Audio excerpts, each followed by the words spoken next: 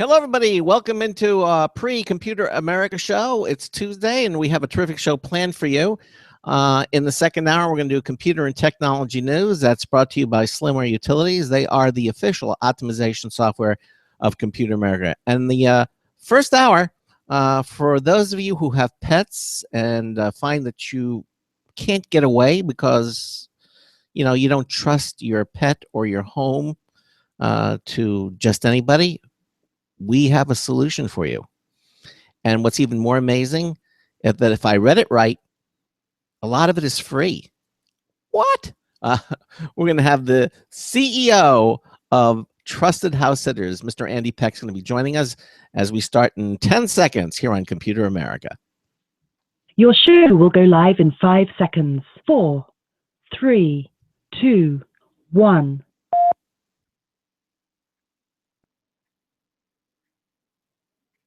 Broadcasting live, it's America's longest-running national radio talk show on computers, Computer America, hosted by national columnist Craig Crossman. Look for Craig's weekly column in your favorite newspaper. This show is being beamed nationwide at ComputerAmerica.com. Keep it here for technology news, computer products, guest interviews, and your phone calls. You're listening to Computer America. Hello and welcome into the Computer America show. It's the nation's longest running, nationally syndicated radio talk show on computers.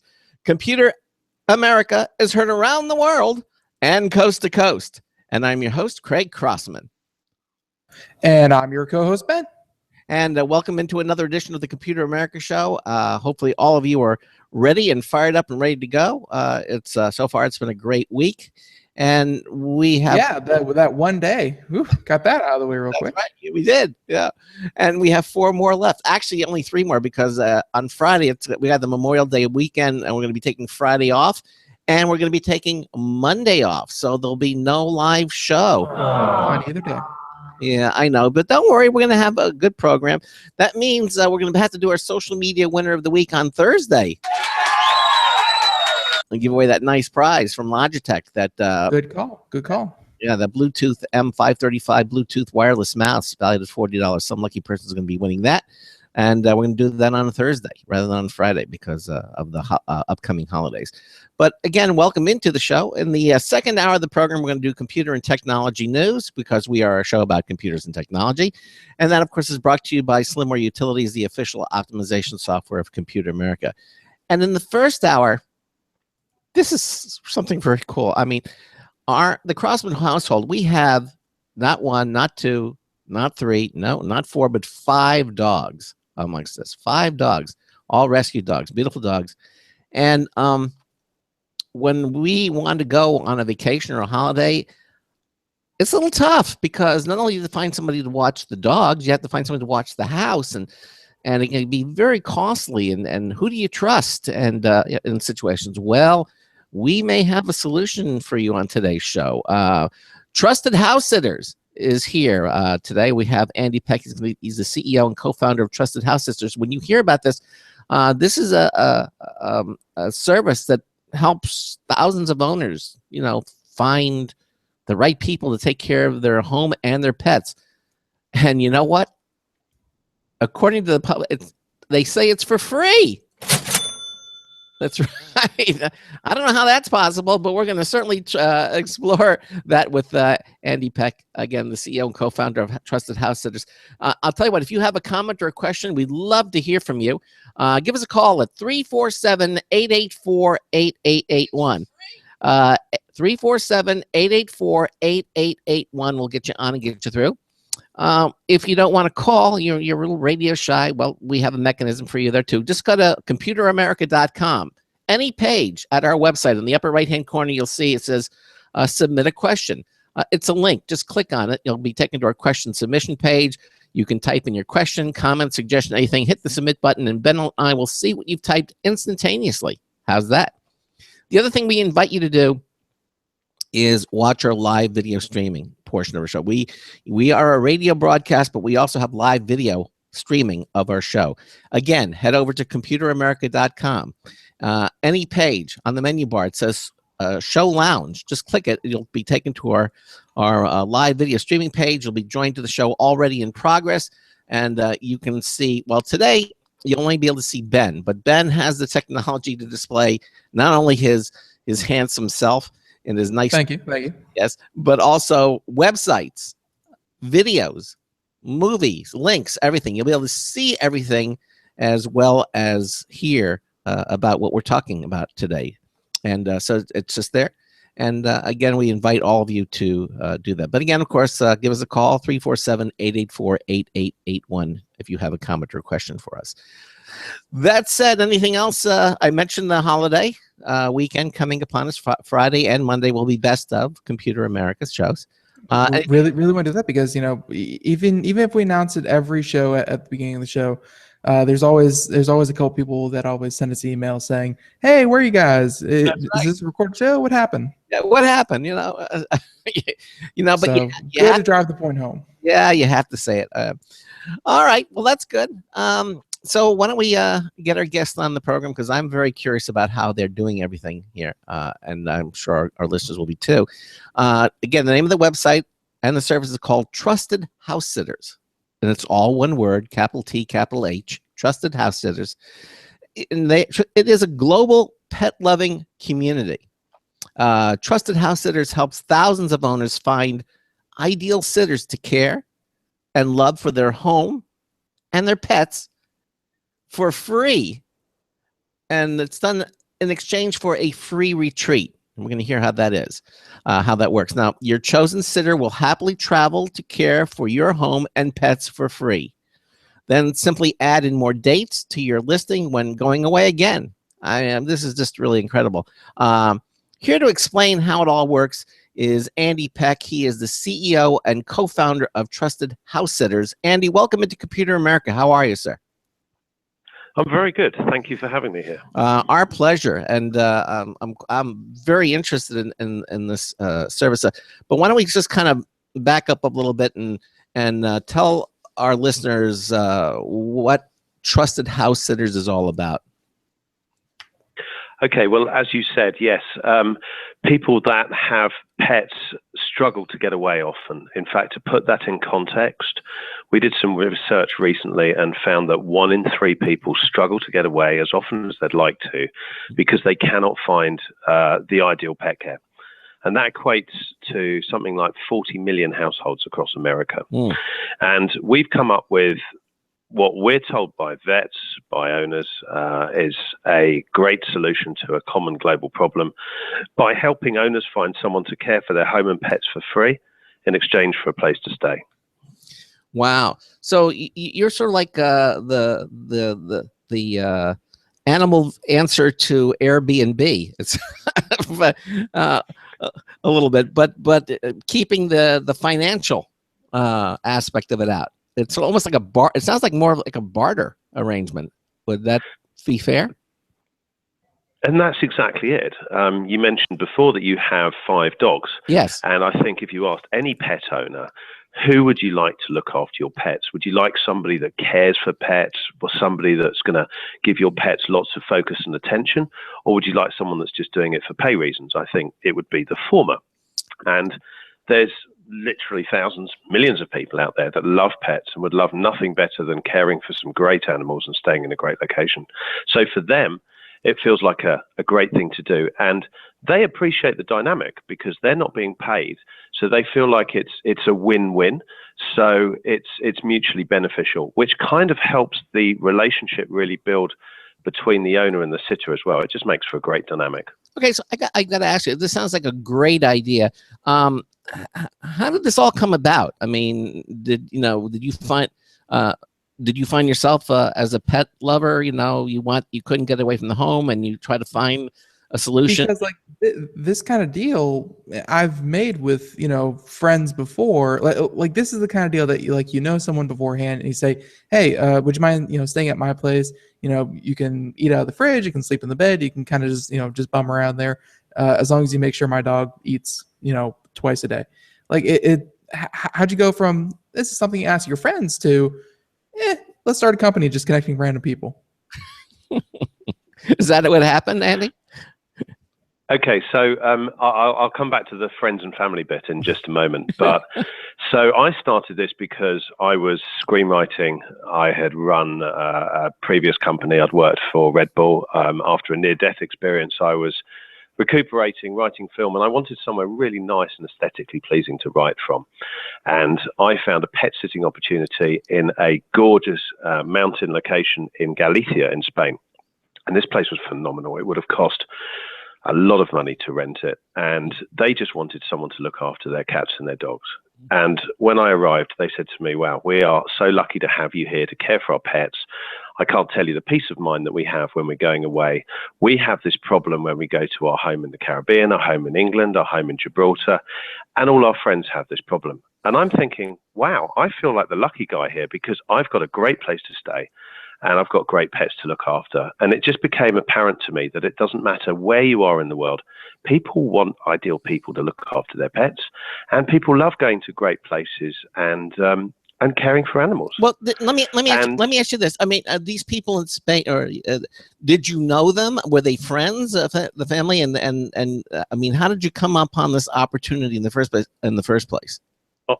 I came across an online listing for somebody, and they'd struggled to find somebody. Mm-hmm. But it became apparent to me when I saw this that there needed to be a better resource for people to find more comprehensive information for pet owners. Right. And that's exactly what we provide. So, for example, somebody will be able to leave a lot of information about themselves, why they want to pet sit, reviews from other house sits, police check information, video profiles, so that as a dog owner or a cat owner or any other animal owner, mm-hmm. you can find the kind of person that matches your needs. All right, and because that's a hard thing to do. I mean, you know, where do you go? Craigslist? It's really difficult. And then, of course, the kind of people that you may find, you don't know whether you can trust them with the key to your front door to your home and let them in. There are. Let's face it. I mean, the world that we live in, there are a lot of nefarious people out there that might say, "Oh, yeah, well, I'll watch your pet," and while you're off doing what it is you do, and you come back and your home is trashed. And I mean, wow, that took a dark turn real quick. Well, I'm just saying. I'm just kind of presenting. I'm being the devil's advocate here. I mean, Debbie Downer. Yeah, I mean, what is it that you do at Trusted House Sisters that ensures that that sitters, by the way, not sisters. Sitters. I said sitters. Yeah. Okay. I said that ensures that the people that I'm going to find through Trusted House Sitters are reliable people, or what makes them trusted? Yeah, what makes them trusted? Well, going back to the point I made about the fact that they've got reviews from other pet sits, you've got information about why they want to pet sit, you've got video profiles, you've got all of this information. It just gives you a more informed decision. And this is nothing new. There's dating sites out there. People have babysitters, people have cleaners, people have decorators in their home. But you have, and Airbnb is obviously built on people coming to someone's home and staying there. But you have a lot of information about that person so that you can pick the ideal person. And you're kind of choosing each other. And the thing is, where this works is that not only are you able to find out all of this information, but you would contact the person that you're going to pet sit through the site very securely. You'd talk on Skype, you'd discuss plans, you'd make arrangements, and by the time that person walks through your door, they're not a stranger anymore. They're somebody that you've built a relationship with, very much like you might build a relationship with somebody at work, or somebody that you know, or a friend of a friend or something. So it's just human nature. You find someone that you trust and someone ideal to look after your animals. And it's really about, I guess, finding your kind of person. And actually what tends to happen is that the relationships that grow between people that find a sitter is fantastic, because typically people go the extra mile for each other because they're doing it because they want to, because they're caring people rather than just doing it for a quick buck. Yeah, which I think sort of separates you from, let's say, the Airbnbs of the world, because obviously they're people are coming because they want to stay at your home, and they're paying you to do that. And now I do know Airbnb offers a certain amount of I mean, not necessarily insurance, but if the people come into your home and do something that they shouldn't or trash your home, there's a certain amount of money that's kept on deposit that you can have. And I mean, again, people being people, these are things that I would think you would have to consider before letting them in. With trusted house sitters, there's really no money involved, so there's no buffer. If someone comes into your house, you're going to have to really know these people, or at least know them as well as you can know them. And how long? First of all, how long has Trusted House Sitters been doing what it's been doing, and what kind of responses have you been getting from people who participate with Trusted House Sitters? So we've been operating since 2010. We've helped facilitate over 1 million nights of pet sitting. We have members in 130 countries, and we've helped save them over $200 million in accommodation and care costs.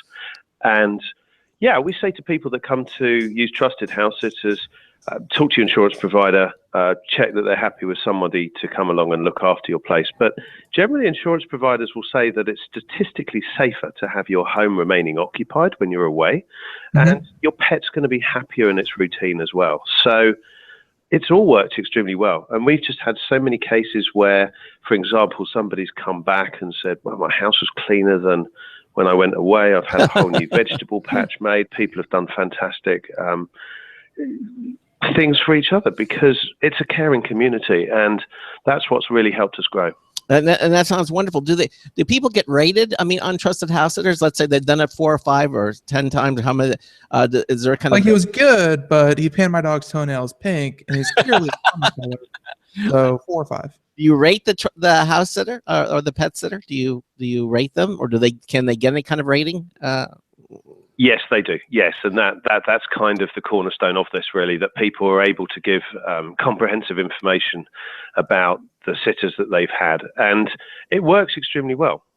Actually, interestingly, going back to the point that you made just now, Ben, you mentioned about friends and family as well, and we tend to find that a lot of people thank us because the elephant in the corner often is the fact that people ask a nephew or a reluctant relative to come and look after their pets, and that isn't their focus. They've got their lives to get on with, and actually now the owner's got a solution because they don't have to rely on a relative, and the relative is quite often quite relieved as well because they don't actually feel obliged to go and look after someone's pets, and the pets are happier because they're getting the attention. Okay, so let's look at it from both angles here, or both perspectives. This is wonderful, really. I think this is a terrific thing. This is a great idea, Andy. And let's look at it from both perspectives. Let's look at it, let's say, from the person who's looking for a trusted house sitter, and then I also like to talk about the person who wants to be a trusted house sitter and is looking to travel. Or let's talk a little bit about how each person would approach your website and how the process would work. Could you describe that a little bit for us? Absolutely. So, for example, let's suppose that you have pets and you live in, interestingly enough, actually, a lot of people use the site of expats because it's even harder to find pet care when you're away, and home security is an issue and so forth. But let's suppose you have a house in Santa Monica, and you have a couple of dogs, and you would join Trusted House Sitters on an annual membership. Now, that's the only thing that you pay. You pay $99 to join for a year. And for that, you're able to find a pet sitter as often as you like.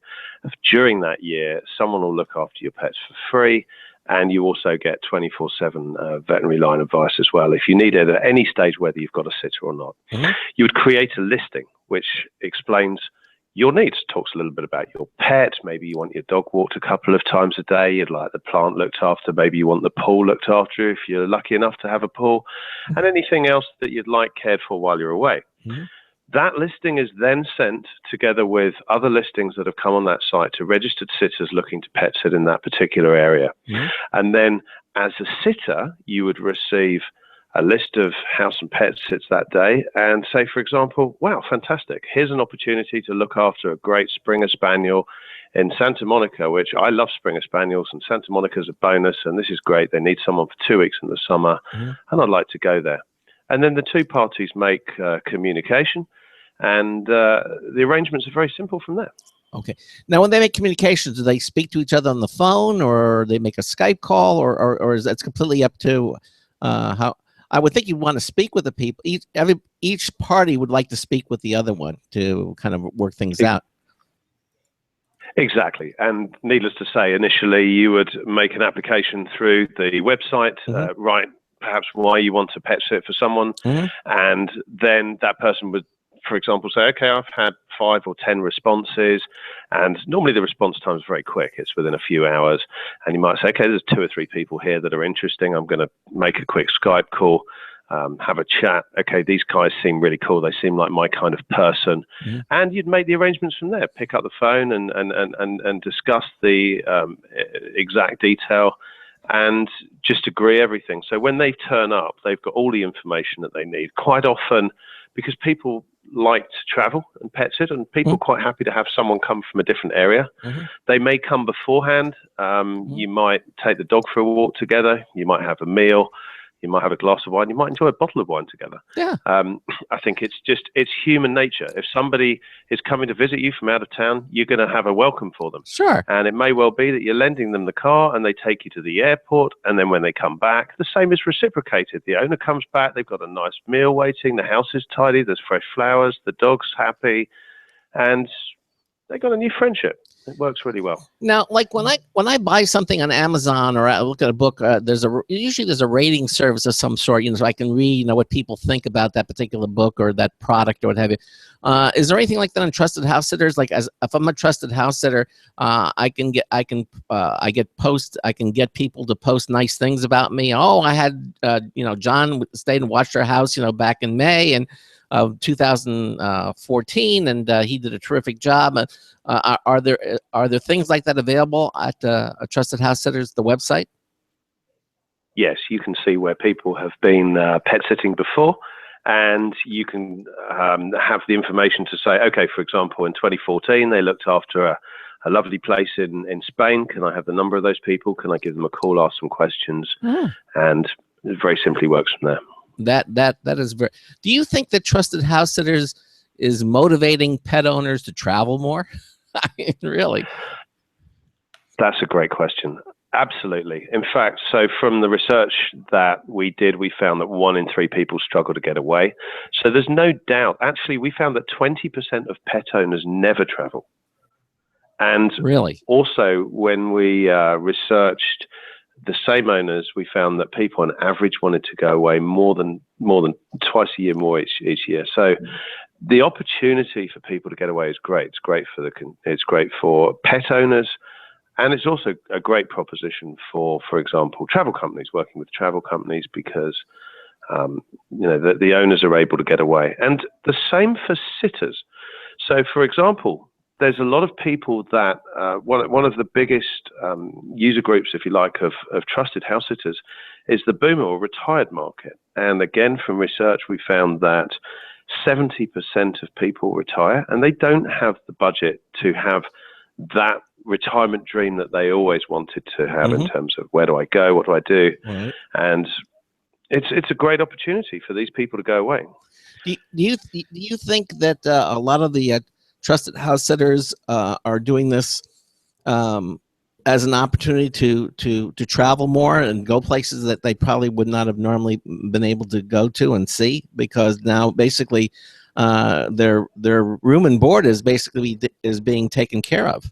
I would think that would be a lot more people would do it on a semi-professional. They couldn't do it for a living, obviously, because they're not receiving any money, but certainly take advantage of the opportunity to travel more. On both sides, really, I would think. Exactly, and I think it's that mutual. It's the dynamic of no money changing hands that actually works for a lot of people. Particularly, you reach a stage in life, you don't necessarily want to be paid $10 an hour to look after a dog. You'd rather do a mutually beneficial arrangement. So, for example, we have somebody called Angela who uses Trusted House Sitters. Now, Angela loves dogs. She had a Springer Spaniel. She got to a time in her life, unfortunately, her Springer Spaniel passed away, and she decided, with family in a different country, a love of travel, she'd had pets all her life, was she going to get another dog? she was really distraught that she'd lost her dog, but she found that actually being able to go and pet sit gave her the best of both worlds, because it gave her the companionship of animals and it opened up an entire new world of travel. And sure, you save money in terms of going away, and actually you can stay in some fantastic places, but it opens up so much more than that. So you're getting authentic experiences. You're not going to a usual resort or hotel. You're getting great companionship, and you're getting a chance to not just, I would say, live like a local, which is quite a commonly used phrase for people when they travel, but actually, because you're arriving somewhere where you know the owners and maybe they're taking you to a local cafe or restaurant and so forth, you're being introduced to people. You're part of that community, and that's a really strong thing. Yeah, and again, no money is changing hands, so you're not paying taxes on income that you've earned, because it's all barter. It makes it makes a lot of sense. And you're not paying somebody $6 for each dog walk. You're having someone that comes to look after your dog or dogs because they care for dogs, and they want to give your dogs lots of hugs and attention. And I think that's great for the pet, because the pet gets to stay at home. And again, from research, we found that 90% of owners prefer that their pets stay at home and keep their routine. It's great for the owner because they can go away with peace of mind, and that's invaluable. And it's great for the sitter because they've got a really great place to stay. They've got all the home comforts that they'd like when they go away, and they've got a lovely dog to look after. Have any relationship formed or bond? I mean, people do this and they have a wonderful experience, and you say, if you ever want to go away again, just give me a call and I'll do it. I mean, do people form relationships on an ongoing basis? And do it, over and over again? I mean, can you talk a little bit? Yes, they do.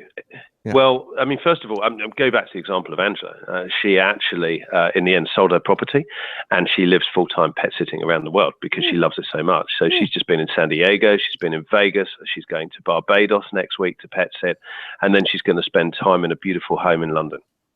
So yeah, people do it full-time, and you build up those relationships, because I think, you go through that first question of, is this someone that I want to come and look after my home and my pets? And after that, it's, is this my kind of person?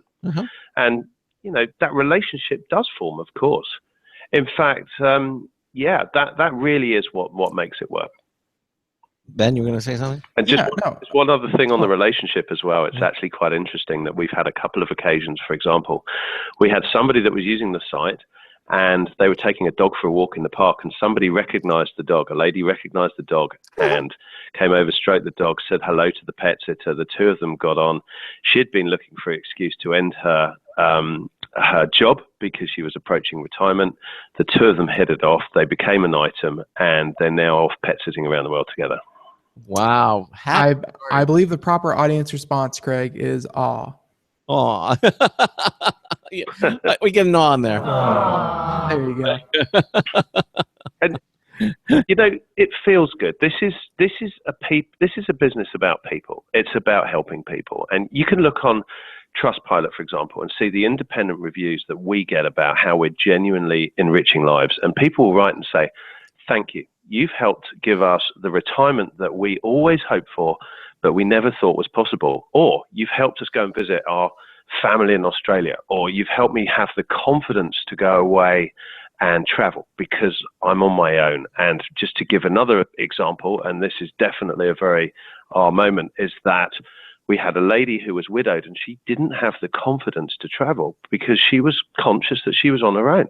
So now she's got a pet to look after. She joins the site. She goes away pet sitting, and she meets her new life partner, which is the neighbor next door. She gets invited around for a cup of tea, and it's just a beautiful thing. It feels good.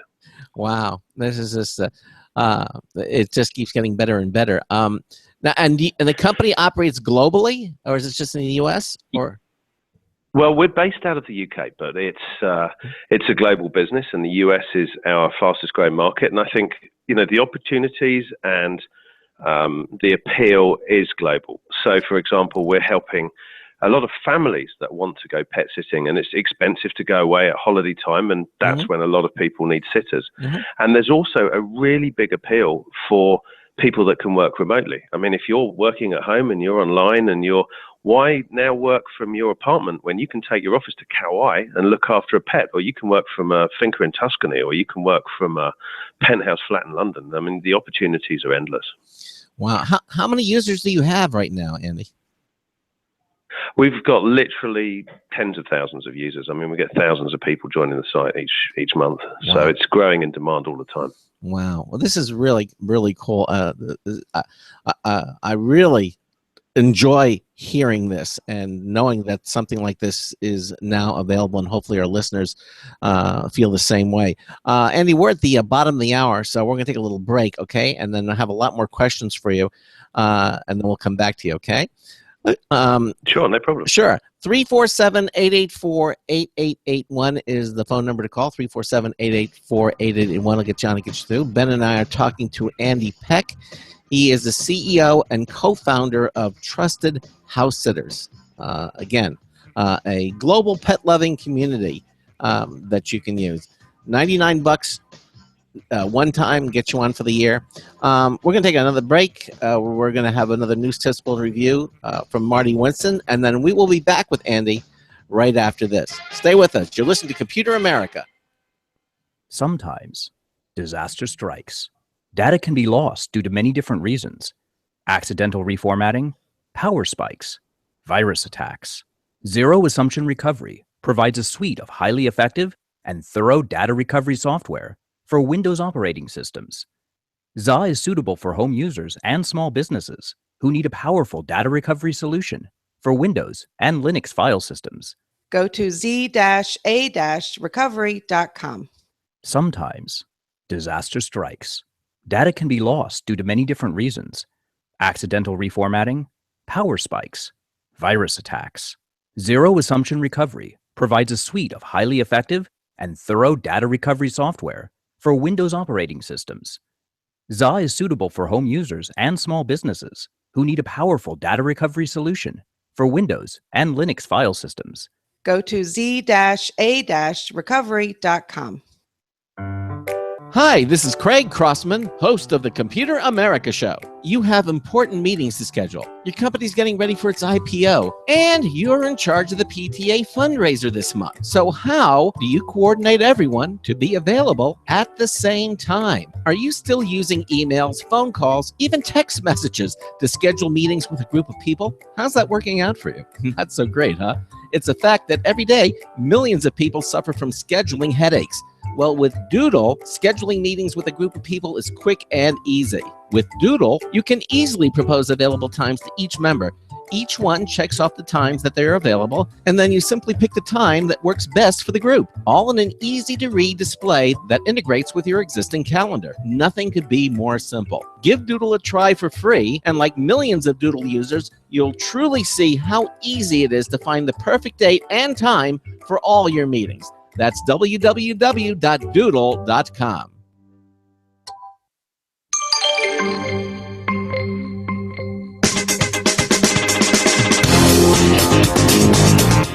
So he wants to harvest the lead in city water to make bullets?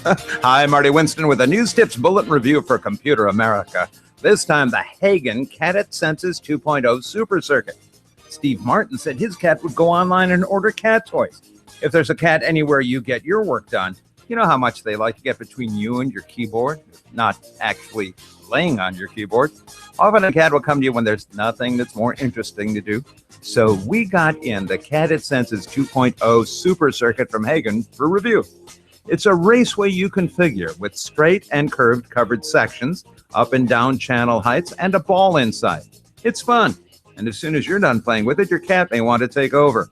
Bottom line, the Hagen Cat Senses 2.0 Super Circuit is a great way for cats who want to have a ball to have fun not being quite able to get it. Marty Winston, News Tips Bulletin for Computer America.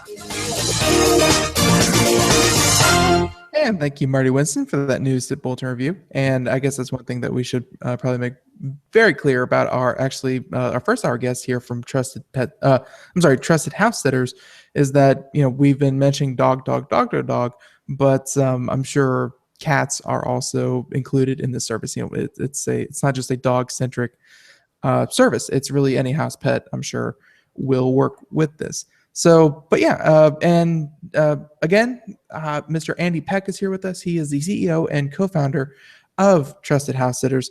And yeah, and Andy, one thing I wanted to ask you that I was trying to get to earlier was a lot of what you're saying, like you're kind of going through, I'm going to say ideal, because my goodness, I would fall over dead if I walked back into my house after someone was house sitting and there were flowers and a meal prepared and just the red carpet rolled out. Because usually when I come back, I walk into a house, and don't get me wrong, they tried their best, but there's some cleaning and putting destruction back together. He's being kind, but yes. Yeah, friends are friends, but they're not house sitters. Do you have any kind of like guidelines, like, as a house sitter, we recommend that you do, X, Y, and Z, because that kind of thing, I believe, doesn't really come naturally to a lot of people. Okay, so I find that a lot of people, or we find that a lot of people that use Trusted House Sitters are, for example, really keen to go and stay in. Let's suppose you want to go to Boston, and you find a great place to stay in Boston, or let's say London, and you enjoy the company of that home, the pets. It's a great place to stay. You're going to take care of it, because the chances are you want to go back there again. It's not like you've been asked under obligation to go and pet sit. So I think it's a different dynamic. You're staying somewhere because you want to be there. It's different to, for example, a rental where you're renting it and you're there enjoying it and you want your deposit back. But here you're really about caring for someone's home and their property. And because you've had that interaction between both parties, you've had the Skype calls, you've had the phone calls, you've got to know the pet online. When you turn up and you've had that glass or bottle of wine and meal together and things, that trust, that bond that forms is strong. And when you take something like the sharing economy, this is a real pure example of how, when you put two people together, they build that relationship, that trust builds, they go over and above for each other. People are inherently good. And if they've got an equal motivation that is not about money, that creates the magical dynamic. Makes complete sense, because, and you also threw out the statistic that over the course of your website, I think you said $200 million have been saved, on either side of the equation. And I'm sure, I'm not sure if anyone out there has really priced pets, pet care nowadays. Like if you want to send your pets off and, break that whole dynamic of they don't get to stay in their own house anymore. But if you price that out, that's about $1 million a night, depending on your area. I mean, it's expensive, not $1 million a night, but it's very, very expensive to send your pets away to, doggy daycare, doggy, whatever week long care. It's a lot of very money. expensive. Yeah, it can be a lot of money. You can, it can put a real dent into your travel.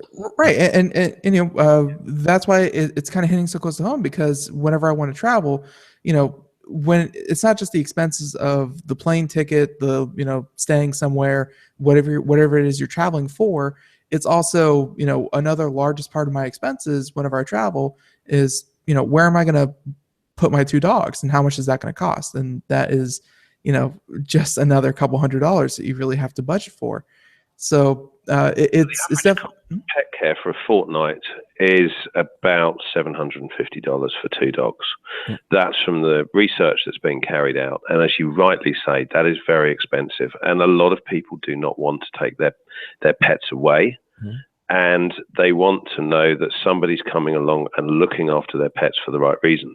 Yeah, a lot of times tell us that works. Yeah, a lot of times that basically means putting them in a kennel. I mean, they're in a cage, and you have to pay $5 or $10 extra for a walk. And you don't know if they're going to do it. I mean, they say they are, but you can't turn to your dog and say, "Hey, did you go for a walk every day?" I mean, you have no way of knowing it. You just have to go with the reliability of the pet care place that you hire, and those can obviously range from there's no mobile 5-star or rating that you can like for hotels. They don't have that for these types of places. So it's a crapshoot at best, I would think. Yeah. I mean, there's a place down the road here, and you can take your dog for a night, and it's got a small bed, and it's got a picture on the wall, and it's got a TV for your dog, and it's $200 a night. And the fact remains that any vet will tell you a pet is happier keeping its own routine. It doesn't want to be in a different location. And any vet, again, will tell you that a pet adapts more to a new carer than a new environment. And it's in its familiar environment if it's looked after at home. It's a sitter that the owner has invited in. They're there for the right reasons, as you rightly say.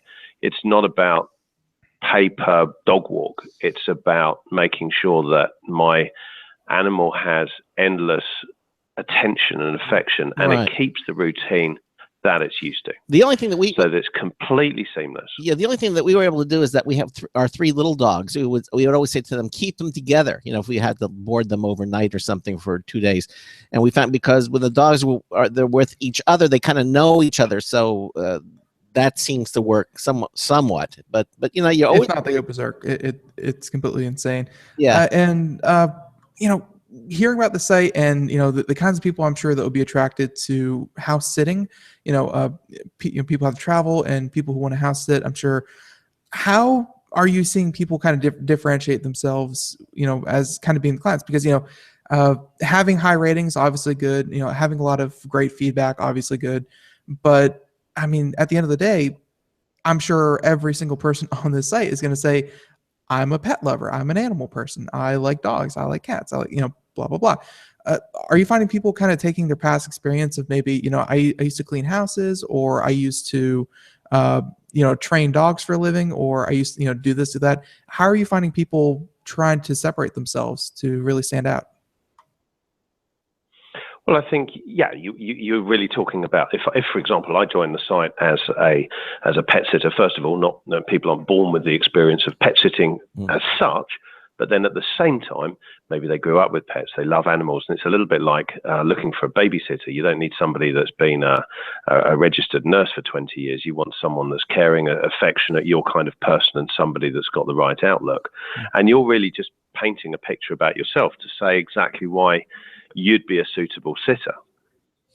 All right. Now Ben mentioned dogs and cats and everything, but I assume this applies to just about any animal out there. I mean, are there any kind of unique animals, Birds, iguanas. that you might want to talk about that you could share with our listeners that might be of interest?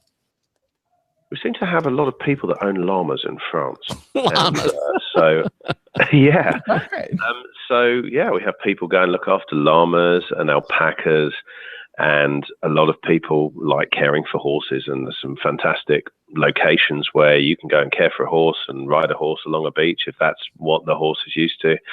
But sometimes it's a combination of great pets and a great location. We tend to say that you arrive kind of really wowed by the location often, but actually when you leave, it's the pet that you really, really fall for. That said, we had someone on our site the other day who was called Paul, who was looking for someone to look after his cat, and he owns a castle in Ireland, and he has 600 acres, and that's where they filmed Game of Thrones. Ah, wow. Okay. Can't find that on Airbnb. Wow. And we have, this is not uncommon. We've had people looking for pet sitters that have, champagne vineyards in France, chateau, miles of beachfront in Mexico, penthouse apartments in New York, gorgeous beach places, because they don't really want to rent their place out when they go away. They just want to know their pets are happier at home. And they want the right person to come and look after them. So everyone wins. All right. Well, now obviously the ones that you picked are really stellar, but let's kind of bring it down to earth a little bit. Not everybody has the penthouse in New York City, but the average person who has an average nice house or something like that, do you find the Trusted House Sitters works for that environment as well, for the average home? That's a really good question.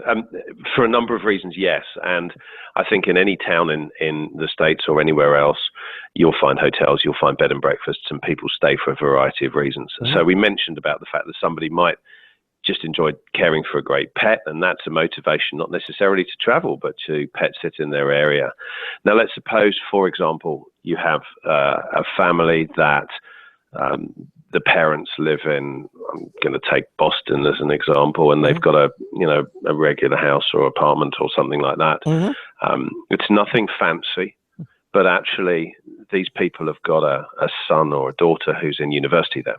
Mm-hmm. And they want to visit them, but they don't want to stay in their home, and the son or daughter doesn't really want them staying. They don't want to stay in their student place, but they'd actually like to stay in a really nice place nearby, or even just a regular place that they can go and visit, care for a pet, and actually be close to their family. So a lot of people use Trusted House Sitters if they're going to go and visit friends and family, and they can stay close by, but they don't need to be under one roof. Okay, so that works out nice too. And gets the job done. I feel like we should make clear that there are going to be a lot of different opportunities on this site, and like you shouldn't just go, okay, house sitting opportunities. Let's see, 1-bedroom apartment, 1-bedroom apartment, 2-bedroom house, 1-bedroom townhouse. Where are all the villas? Like, it's going to be a wide range of offers. Yeah, I mean, you'll see all kinds of places, locations that come up. I think we tend to look at it as like spontaneous led travel or adventures. I mean, the adventure starts before you actually get out of the front door, because you'll see something come up and it'll be a cool little apartment in Lisbon in Portugal. And you think, well, I wasn't thinking to go to Portugal, but that looks cool. And I like the look of that cat. And this feel like my kind of people from the way they've written. And this is an opportunity to go to Portugal. So, yeah, so there's all kinds of opportunities, big places, small places, different kinds of animals, something really to suit everybody. What kind of advice would you give to someone who was, has a home or a nice home? What would they do to present it to house sitters to make it attractive? What would your recommendation be to describe the house, to describe the pet, describe the situation? How? What would you suggest? Definitely a bit of both. I mean, I think most people's motivation is to have their pet looked after first and foremost. That said, some people are looking for house sitters just because, for example, they might have they might be lucky enough to have a second home somewhere and they just don't want to leave it empty, and so it's looked after. So yeah, for example, with your pet, you might say, I've got a dog and it's quite it likes a lot of exercise. I'd like you to walk it a couple of times a day for a big long walk, or I've got a cat that's particularly affectionate, or there's a certain nuance to do with a particular animal. You would talk about that. So you're managing expectations and somebody knows exactly what it is that they're going to do when they go and look after the pet.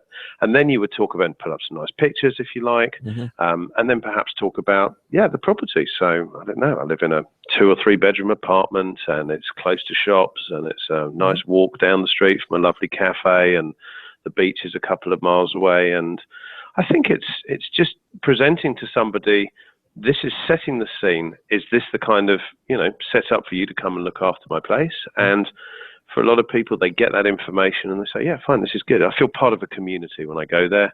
You know about the pet, you know about where it is that you're going to, and it gives you a great chance to just be fully immersed in that experience. So that part definitely sounds like Airbnb.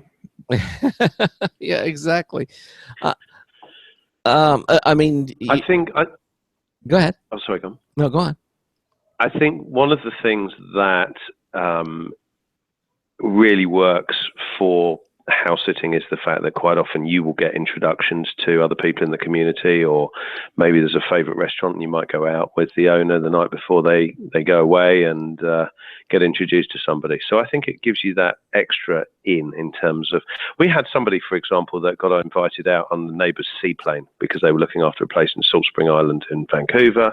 We've had people invited off on yachts. We've had wonderful experiences, taken to local festivals and having experiences that you won't find in a guidebook, because this is part of being in a local community and probably somewhere that you maybe never even thought of going to. It's an adventure. Yeah.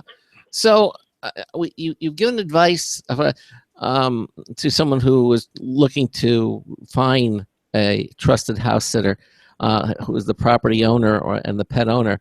But if someone is looking to become a trusted house sitter, what advice or words of wisdom would you give to people looking to become a trusted house sitter? We'll definitely join the site because, and that sounds crazy, but you receive an email each day which tells you about the latest house sits, and I think about 98% of pet owners find a sitter, pretty quickly. It's a pretty easy thing to do, and the vast majority of people find a house sitter as well. So you need to be a member to receive that information, because if a place comes up and you think, wow, I always wanted to go to Hawaii and here's this place in Hawaii, you need to have the listing already there so you can contact them and say, here's my references, here's information about me. And so that sounds like an obvious thing, but as they say, you need to be in it to win it.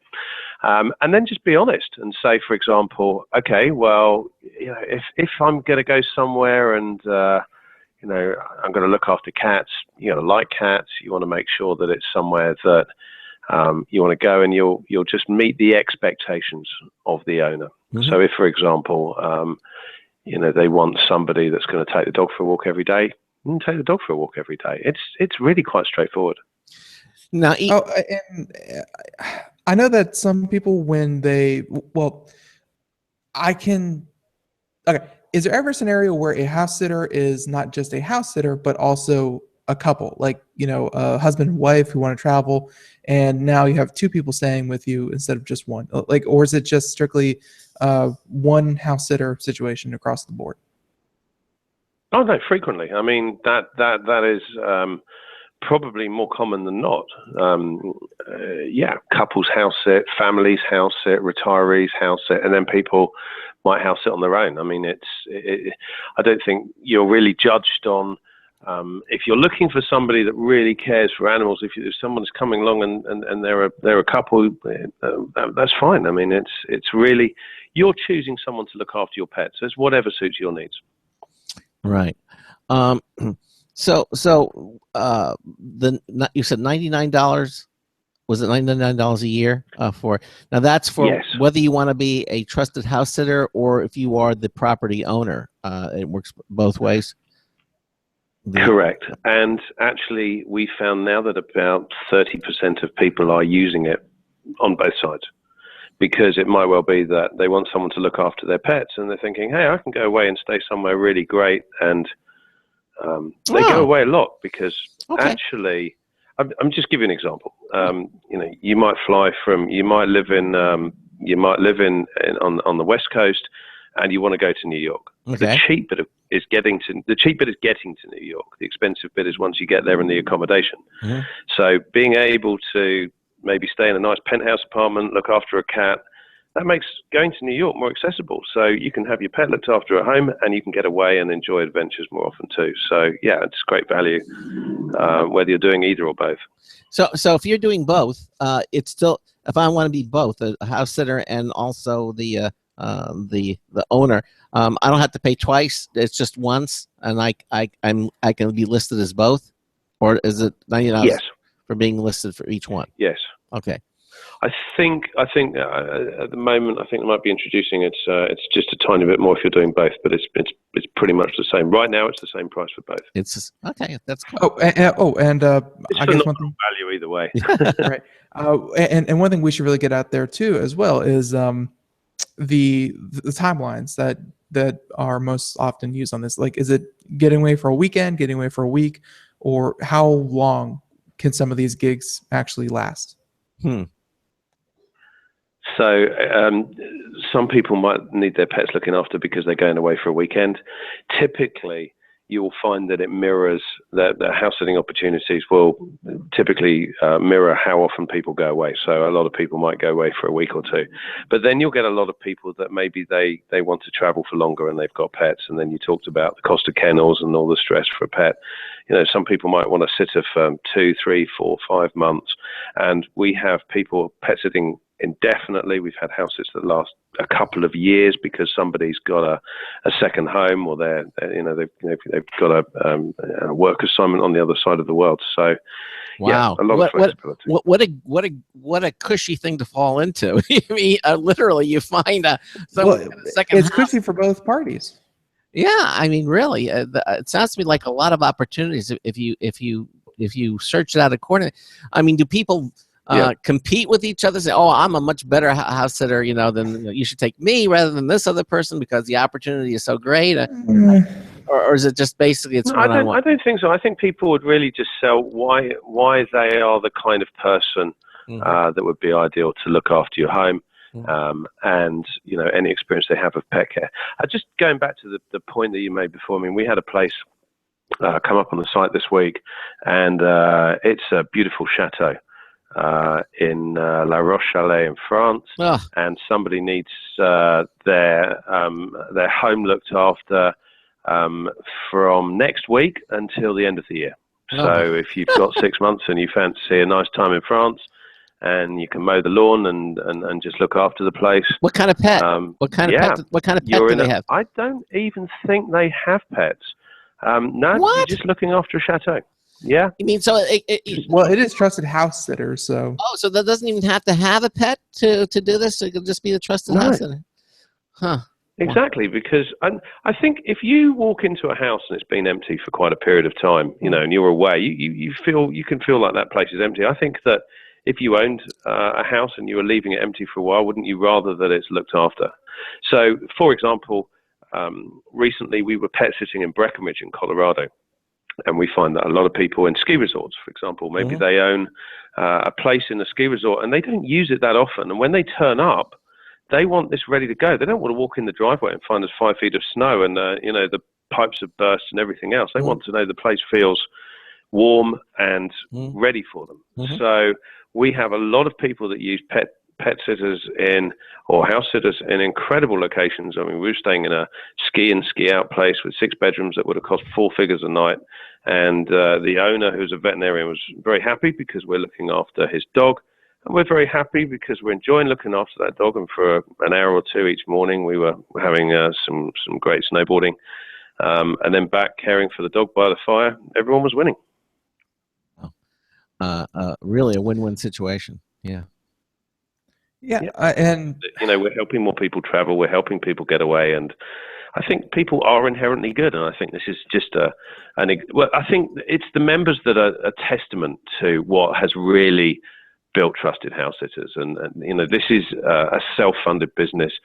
We haven't received funding because we've been very happy with keeping control over the model, the way that it works. The business is built on insight, and it's continuing to grow, and demand for sitters is rocketing worldwide because people see it and say, wow, this is what I was looking for. This has enabled me to have a pet, or this is enabling me to go away and have my pet looked after. It's given me great peace of mind. And on the other side, it's helping a lot of people travel and care for pets too. Wow. Right. And I'm sorry, I'm shocked because on your homepage you have this Jack Russell. He's been chasing that ball forever, but that's just a Jack Russell. He'll do it forever. No, but you mentioned that you have a very, very strong presence in Europe because you, of course, were UK based. How much are you hoping to grow in the US? I mean, are you hoping that obviously off our audience, but are you hoping this really catches on and people see this as a viable alternative to something like that's trying to turn you into someone? We have one hair color wants to help you. 1 second. Sorry, technical difficulty. Yeah, we got it. Okay, go ahead. All right, perfect. Do you really see this taking off and becoming an alternative to Airbnb? Absolutely. I think it's certainly helping more people get away. I think people travel in a variety of ways. So I'm not taking anything away from staying in a hotel or staying in a vacation rental, but there's certainly a lot of times when somebody would like to stay somewhere nice for free and look after pets as well. So I think it sits nicely alongside. The US is our fastest growing market. And actually the Jack Russell that you're talking about belongs to a lovely lady who lives in Barcelona who is from the US, who travels about 10 times a year. So she needs someone to look after her pets, and in return, they're staying there. They're going to a local festival. And she might come over to the States and pet sit as well. So it just passes on. Very cool. Listen, Andy, this is a really terrific site. And again, we encourage our listeners to go to it. Again, you can head over to TrustedHousesitters.com/US. Or you can head over to computeramerica.com. We have a link to Trusted House Sitters right on our homepage at computeramerica.com. All the links and everything are there as well. And I want to thank you for taking the time to let our listeners know about what it is that you have here, Trusted House Google Sitters. Analytics can be overwhelming. It gives you a huge. Oh, there we get another one. I'm sorry, but I want to thank you so much for being with us here on today's show, and best of luck to you in this. I think that this is a really, really terrific service, and I encourage all of our listeners to check it out at TrustedHousesitters.com. Andy, thank you so much for being with us here today. A pleasure, and thank you very much. I hope lots of people enjoy Trusted House Sitters. That's what it's there for. So thank you very much for your time. And thank you for the opportunity. All right, take care. Have a great day. Bye-bye now. Bye. Thanks indeed. All right. Okay, bye. Bye-bye.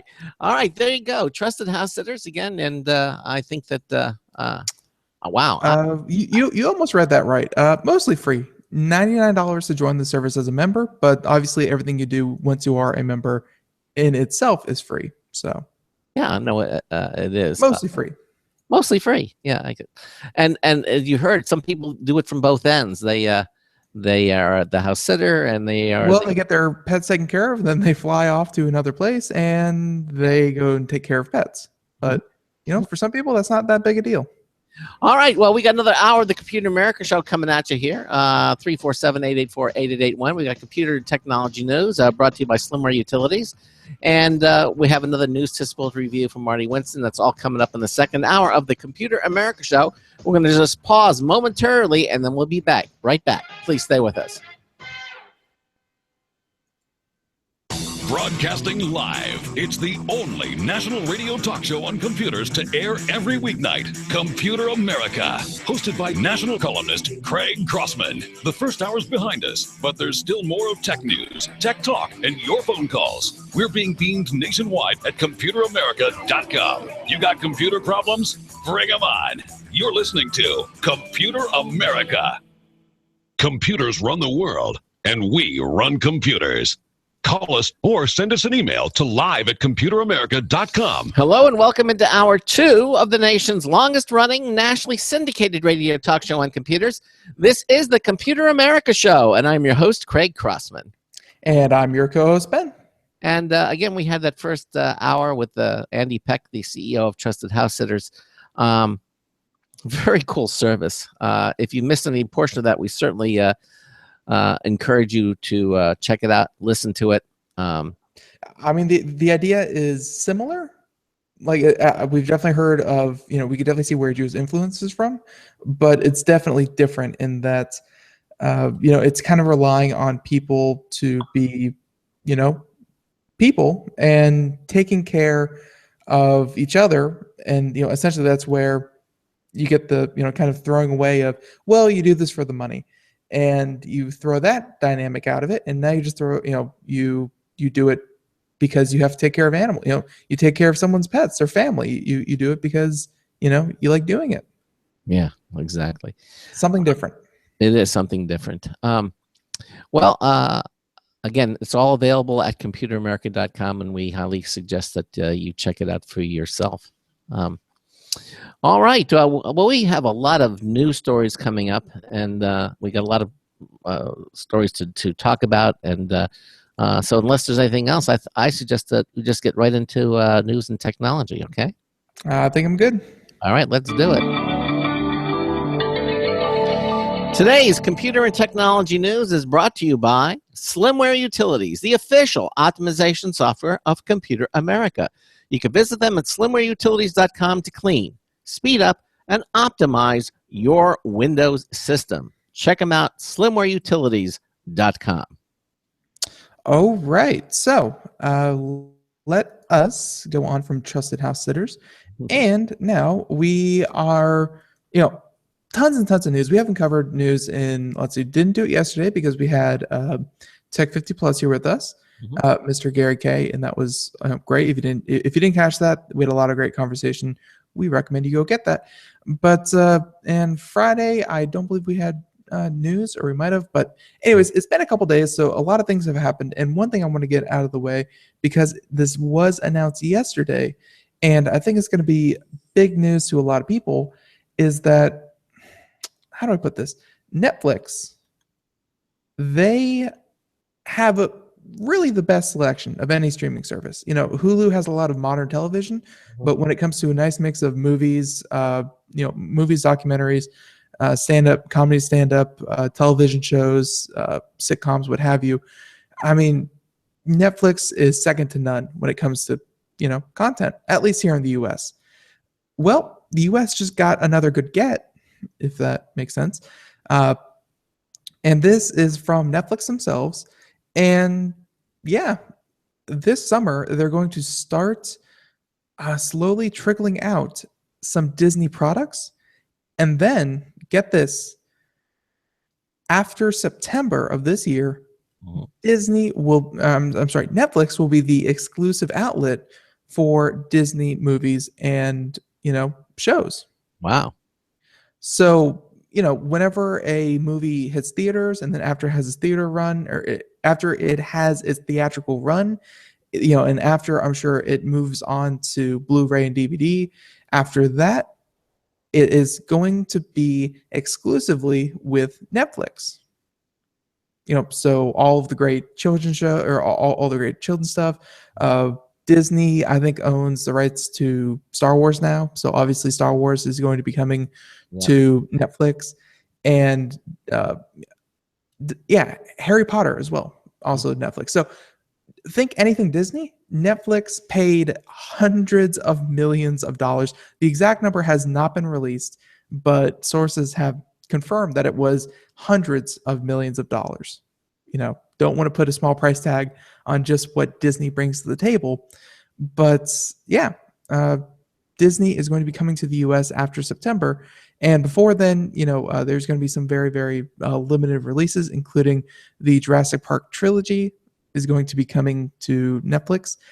That does not include the new Jurassic World, just Jurassic Park 1, 2, and 3. All right.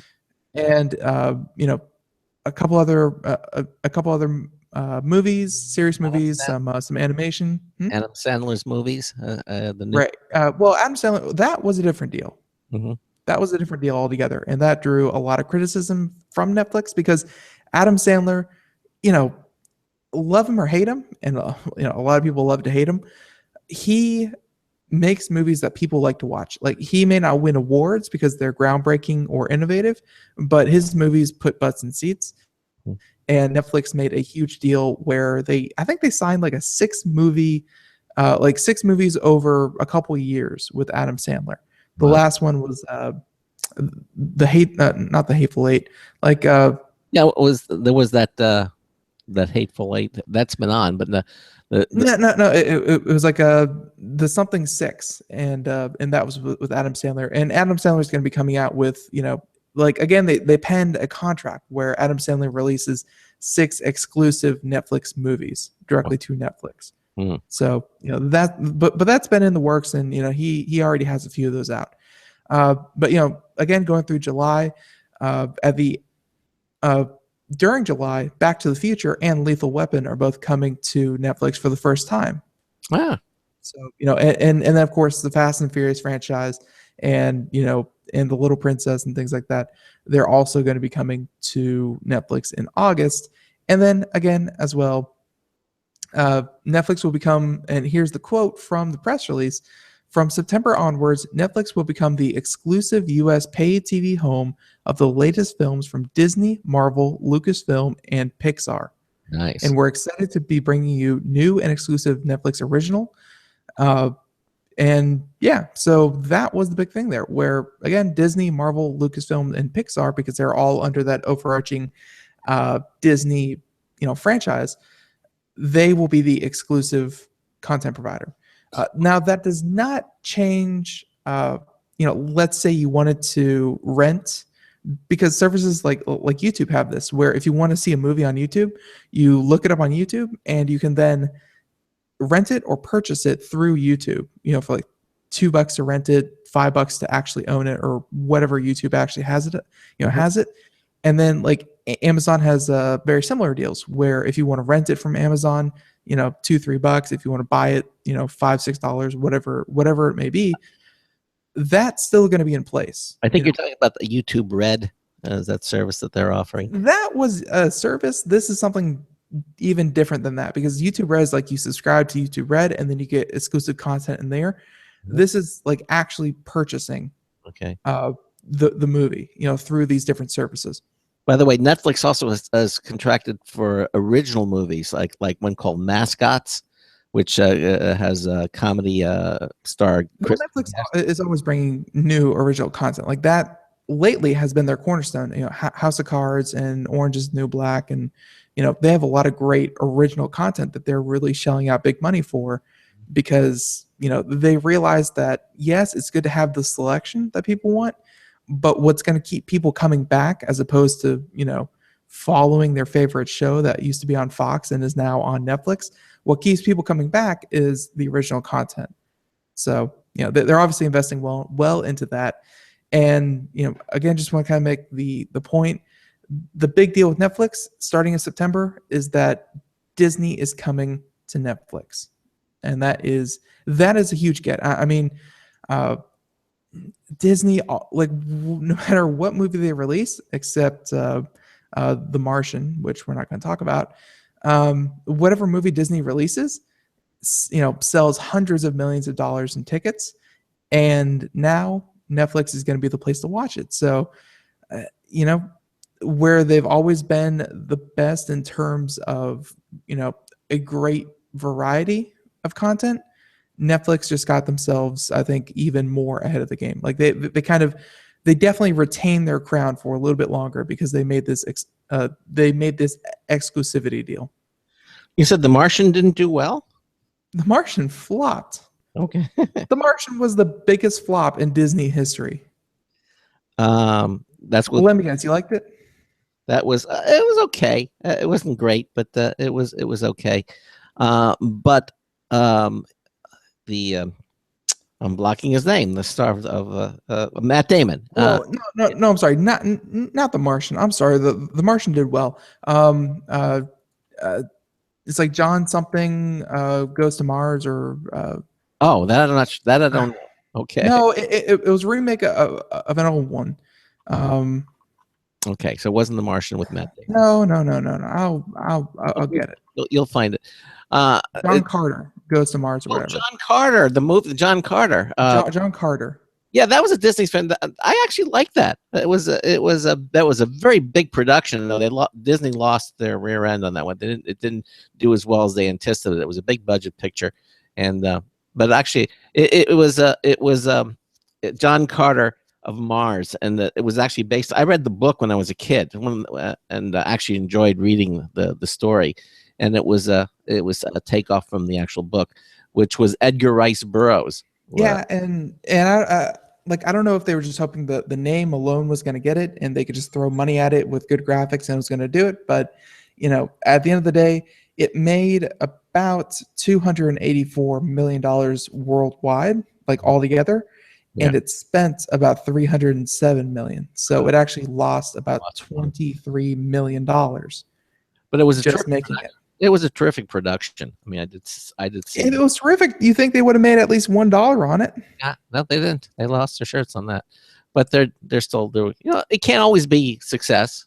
I mean, everything. I feel like there's a lot of great projects out there. And again, I think it's a little esoteric to be ranting and raving about a movie 4 years ago. Yeah. But you think there's lots of other projects that you could throw $300 million at and turn a profit. Yeah. By the way, I don't know if I mentioned, I told you I saw Captain America, the movie. That's right. We didn't talk about your viewing pleasure of Captain America. I did. I finally got to see it this past week. I highly recommend it. I thought it was terrific. I really, really enjoyed it. And the other movie I'm going to be watching coming up this next weekend will be the X-Men Apocalypse, following the X-Men. Oh, hey, fun fact. Last weekend, the Angry Birds movie actually outperformed Captain America. Yeah, it did. But of course, it was Captain America's second week. Yes, that's true. It was Angry Birds' first week. Yeah. But, interesting. Interesting, exactly. And then this week, of course, as Craig was just saying, X-Men Apocalypse this weekend. Looking forward to seeing that. As well as Alice Through the Looking Glass, if you are a fan of. Your mom wants to see that. I saw the first one. It was kind of cute, but evidently this is a sequel to it. Well, it's supposed to be a little bit darker take on the whole thing. Live action, what have you. The first one was pretty dark, I have to say. So this is going to be darker than that. So, but that has Johnny Depp as the Mad Hatter, and and also fun fact: there will be voices by Alan Rickman, who passed away recently. Too. Yeah, he was a class actor. He really was did some amazing stuff. All right. That said, let's go head over to the BBC News. And the reason I'm doing this is because your mom actually fell victim to this and didn't even realize it. I found it when I was shutting her computer down for the night. But Windows 10, we almost found Windows 10 installed on her laptop. It was getting ready to shut down. And I happened to see it. I went, whoa, because she didn't want Windows 10 on her laptop. She wanted Windows 7. And evidently, according to the story, this was just at least 5 hours ago. It was 5 hours ago. Microsoft is accused of Windows 10 upgrade nasty trick. Basically here again, it says Microsoft has faced criticism for changing the pop-up box, encouraging Windows users to upgrade to Windows 10. And again, it's free, and I don't see any reason why not, do it. But some people just don't like change. According to the story, clicking the red cross in the right-hand corner of the pop-up box now activates the upgrade instead of closing the box, which is kind of. Now that's a trick. That is tricky, yeah. And this has caused confusion as typically clicking a red cross closes a pop-up notification. Not so here. Now, the upgrade could still be canceled when the scheduled time for it to begin appeared. And that's evidently true because I went ahead and canceled it. And although Windows 10 was already set to be installed, or it was partially installed, what was left was Windows 7 exactly the way it was before, with the desktop, with all the little things, all the special customizations. It was all back in place. So that was pretty darn good. Now, continuing with this story, the change occurred because the update is now labeled recommended, and many people have their PCs configured to accept recommended updates for security reasons. You see this? This means dismissing the box does not dismiss the update. Be warned. The senior editor at PC World website described it as a nasty trick. Okay. He's quoted saying, deploying these dirty tricks only frustrates longtime Windows users who have very valid reasons to stick with operating systems they already know and love. He wrote that. Microsoft said, quote, with the free Windows 10 upgrade offer ending on the 29th of July, we want to help people upgrade to the best version of Windows, unquote. Okay. Because it is free and it is offering, it is ending on the 29th of July. Basically also said, as we shared in October, Windows 10 will be offered as a recommended update for Windows 7 and 8.1 customers whose Windows update settings are configured to accept recommended updates. Customers can choose to accept or decline the Windows 10 upgrade, but they're really pushing to get Windows 10 installed on your computer. So just be aware of it. Okay. Yeah, and of course, we have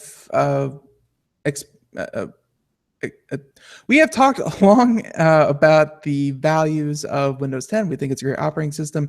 If you have your private privacy settings set properly, then you really don't have anything to worry about. It's obviously a little bit more invasive than some browsers have been in the past, and of course, it has some glitches like you must upgrade. Whenever a new update is pushed out, you have to upgrade. So there's a lot of things to be a little wary about. But I think at the end of the day, it's a very solid operating system, and you should definitely jump on it while you have the free part of it. But at the same time, it's that whole Windows doesn't want to support any more operating systems than it has to. It's already cut support for Windows XP, and that took a decade. They definitely don't want to wait another 10 years, spend thousands and thousands of man hours and millions of dollars keeping security up to date for Windows 7 because people like it so much. Like, that's not Windows prerogative. They want people to switch over as soon as possible.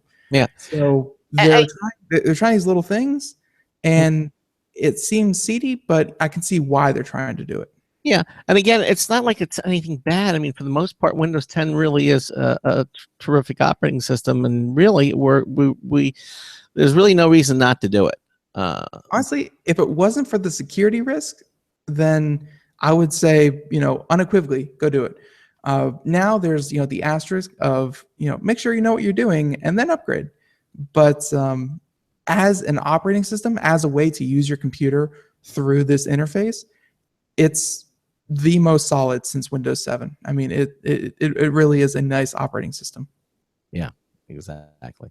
It's that whole, hey, we send diagnostic reports and we kind of collect what everyone is doing so that we can better optimize your computer experience. That gets me a little wary because, who knows what kind of data they're actually collecting. But, they give you little toggles to toggle, and it makes me feel safer at night. So, it is what it is. I still say upgrade, but I can see why people wouldn't. And for Windows to pull this kind of crap, man, they're on 1 billion computers. Why do they have to do tricks like this? Yeah, it's a good question. I am not sure. It's like they've won, but now they need to consolidate. So yeah, it does. I don't know. So because we don't know, we're going to move on with the next story. Okay. And the next story is going to be AT&T. They've done it, folks. They've done it. Pulled out your pitchforks, pull out your torches. They have done it. We need to riot. So obviously, this is only going to affect a very small number of you. So, just want to say that out here in the open.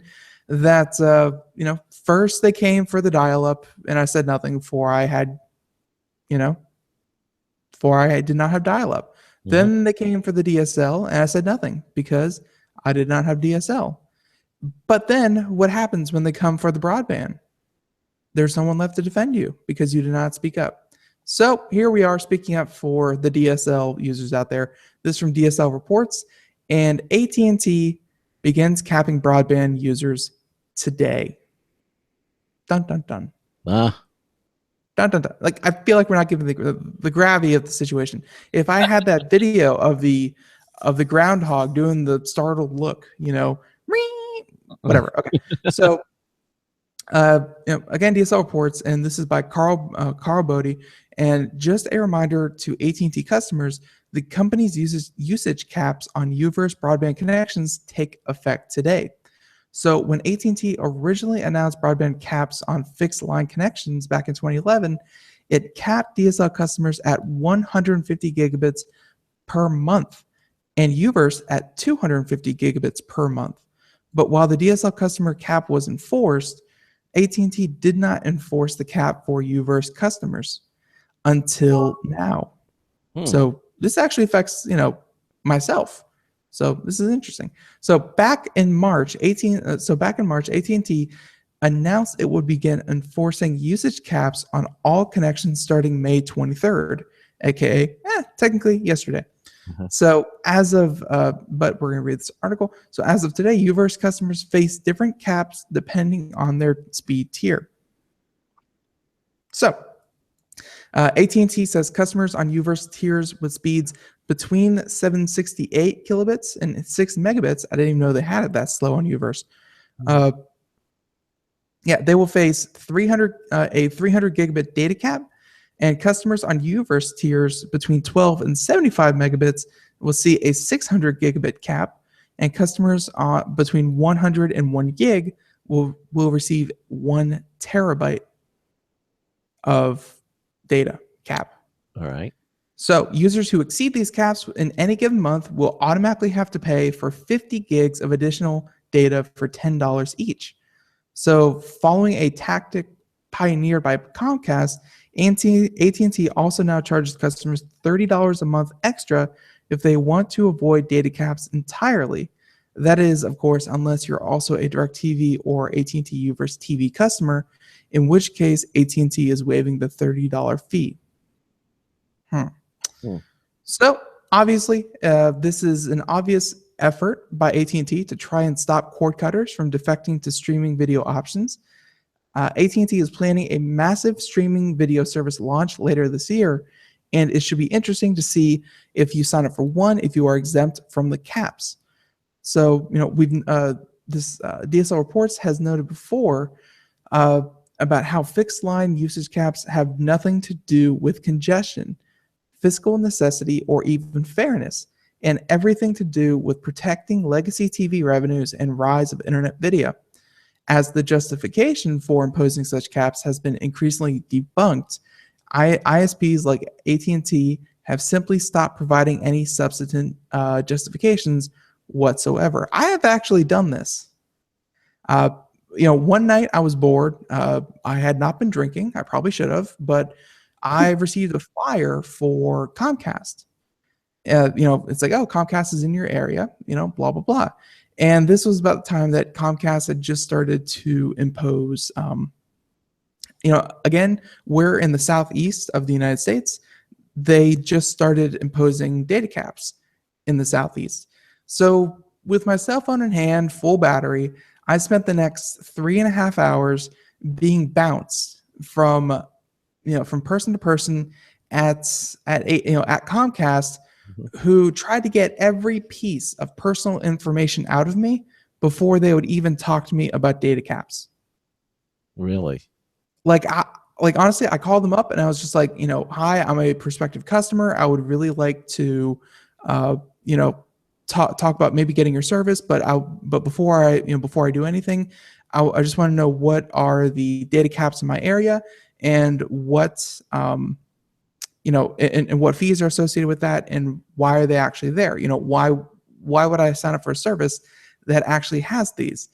And some people wouldn't talk to me unless I gave them my first and last name and a credit card. Some people wouldn't talk to me until I gave them my complete mailing address. Some people wouldn't talk to me until I gave them, my email, my phone number, and my first and last name. They wanted all this personal information before they even said one word about their service. It is such a racket over there when it comes to these internet providers. It gets a little scary because, it's, hey, tell us everything about yourself, provide us with all the information we need, and then maybe we'll talk to you about why we actually do this. And when after 3.5 hours of, at that point, was maybe the most deadly migraine I've ever had in my life. I finally got someone, and they're like, "Yeah, this is to ensure that anyone who uses more than the mean amount, if you are a power user and you are using a lot of data for your internet, you have to therefore pay more." Like, that was their line to me, and their line was also, currently we do not enforce this. If you go over, we'll send you a notice, but we don't actually tack on any fees. And that, of course, since that call has changed, again, it's very similar to what AT&T is just imposing. If you go 50 gigs over, they will charge you $10 per 50 gigs. So, very, very similar. But at the end of the day, and again, just one guy with a phone, not trying doing any kind of hard-hitting journalism, but real journalists out there, they have debunked the idea that, bandwidths are being congested due to Netflix and these kind of services. They've debunked that they're paying for upgrades on the system that people are using more heavily.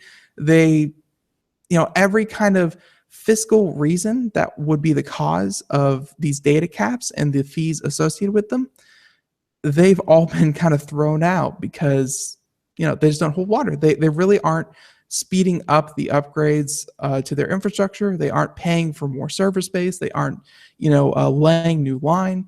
They aren't doing anything while imposing all these data caps all of a sudden. And internet usage is actually going down because people are getting more effective at streamlining these services. We just talked about Netflix and how they reduced their digital footprint by 27%. Mm-hmm. And that's a huge amount, for Netflix. So, people are actually using less and less data, but they're imposing these stricter and stricter data caps. So if you're a Uverse customer, TV customer, or DirecTV, they're waiving this $30 fee. They're doing that because, just as the article explained, that's exactly why they're doing it. These companies are losing revenue on people only getting their entertainment through their internet, i.e. cord cutters. They're simply subscribing to Netflix. They're simply, watching stuff through YouTube and streaming. They are completely cutting out the $100 a month it takes to, subscribe for Uverse television or what have you, or $30 or $50, what have you. They're completely cutting out the television part. And so to make up some of that revenue, they are now imposing these data caps on people who are only using internet. Mm-hmm. They're punishing people. They're punishing their subscribers for only using one service instead of all of them like they used to. Got it. Okay. All right. Which is horrible. Yeah. Maybe it'll pay to be not to be a cord cutter, because you'll save on your. It pays not to be an AT&T or Comcast subscriber at some point, because if you're being punished for not subscribing to something, if I'm being punished for not buying a service, and they're the only service in town, there are tons of consumer protection rights that are being violated there. Yep. All right, we're going to take a little break, and we'll continue on with more. You listen to the Computer America Show. Ben and I are doing computer and technology news, brought to you by Slimmer Utilities. We're going to talk about LG's newest 4K TV lineup when we come back. Stay with us.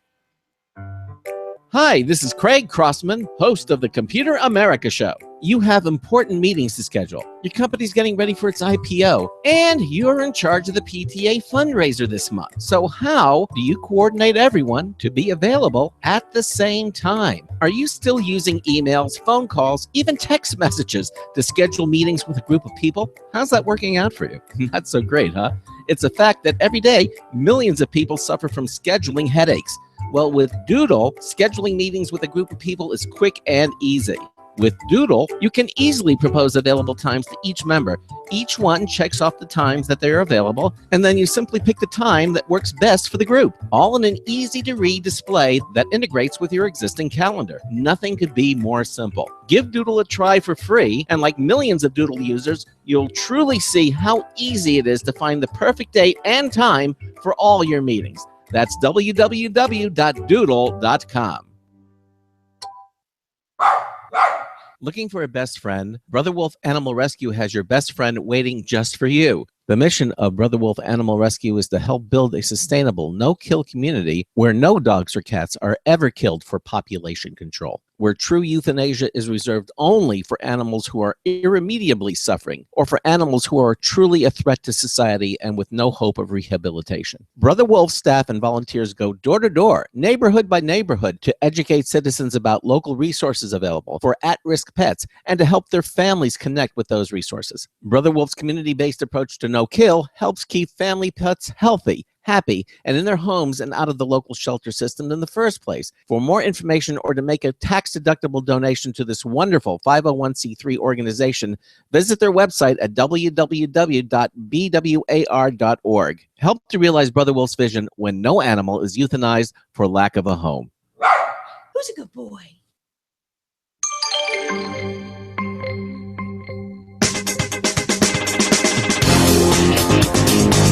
So what if computers have more memory than husbands? Hi, Marty Winston with a News Tips Bulletin Review for Computer America. This time, it's Bug Bite Thing. We're not being rude, but Bug Bite Thing sucks big time. When you get a bee or a wasp sting or a mosquito places a packet of poison into your skin, this works like the most macho toilet plunger ever, scaled down to dollhouse size. Or you may want to think of it as a hypodermic without the needle, configured to withdraw rather than inject. The outer body is about the size of a penny roll.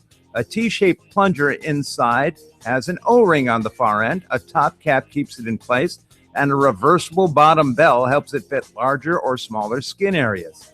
Tug the T, and it draws out the insect venom that makes you itch or hurt. Bottom line, make your first response to a bite or sting a sucky time with a bug bite thing. Marty Winston, News Tips Bulletin for Computer America. Welcome back to the Computer America Show here. 33 minutes past the hour. We are doing computer and technology news, brought to you by Slimmer Utilities. After the first hour, we had Trusted House Sitters, great interview, and a great way to potentially stay around the country or even the world.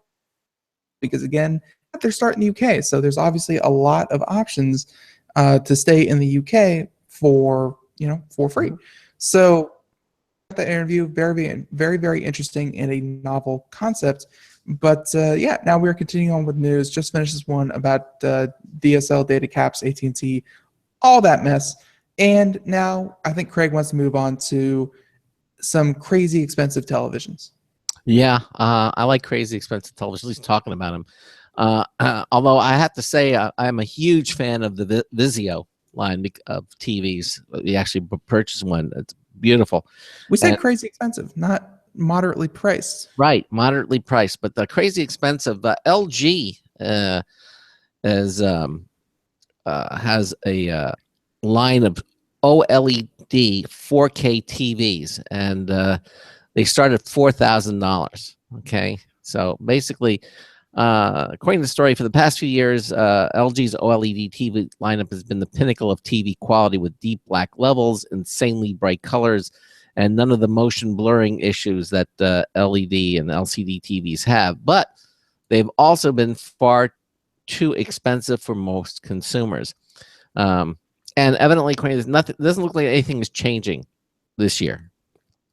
LG just announced that its latest 4K OLED TV lineup will start at $4,000 for its 55-inch and both the standard and curved variant models. And if you want a larger 65-inch version of those sets, be prepared to shell out $6,000.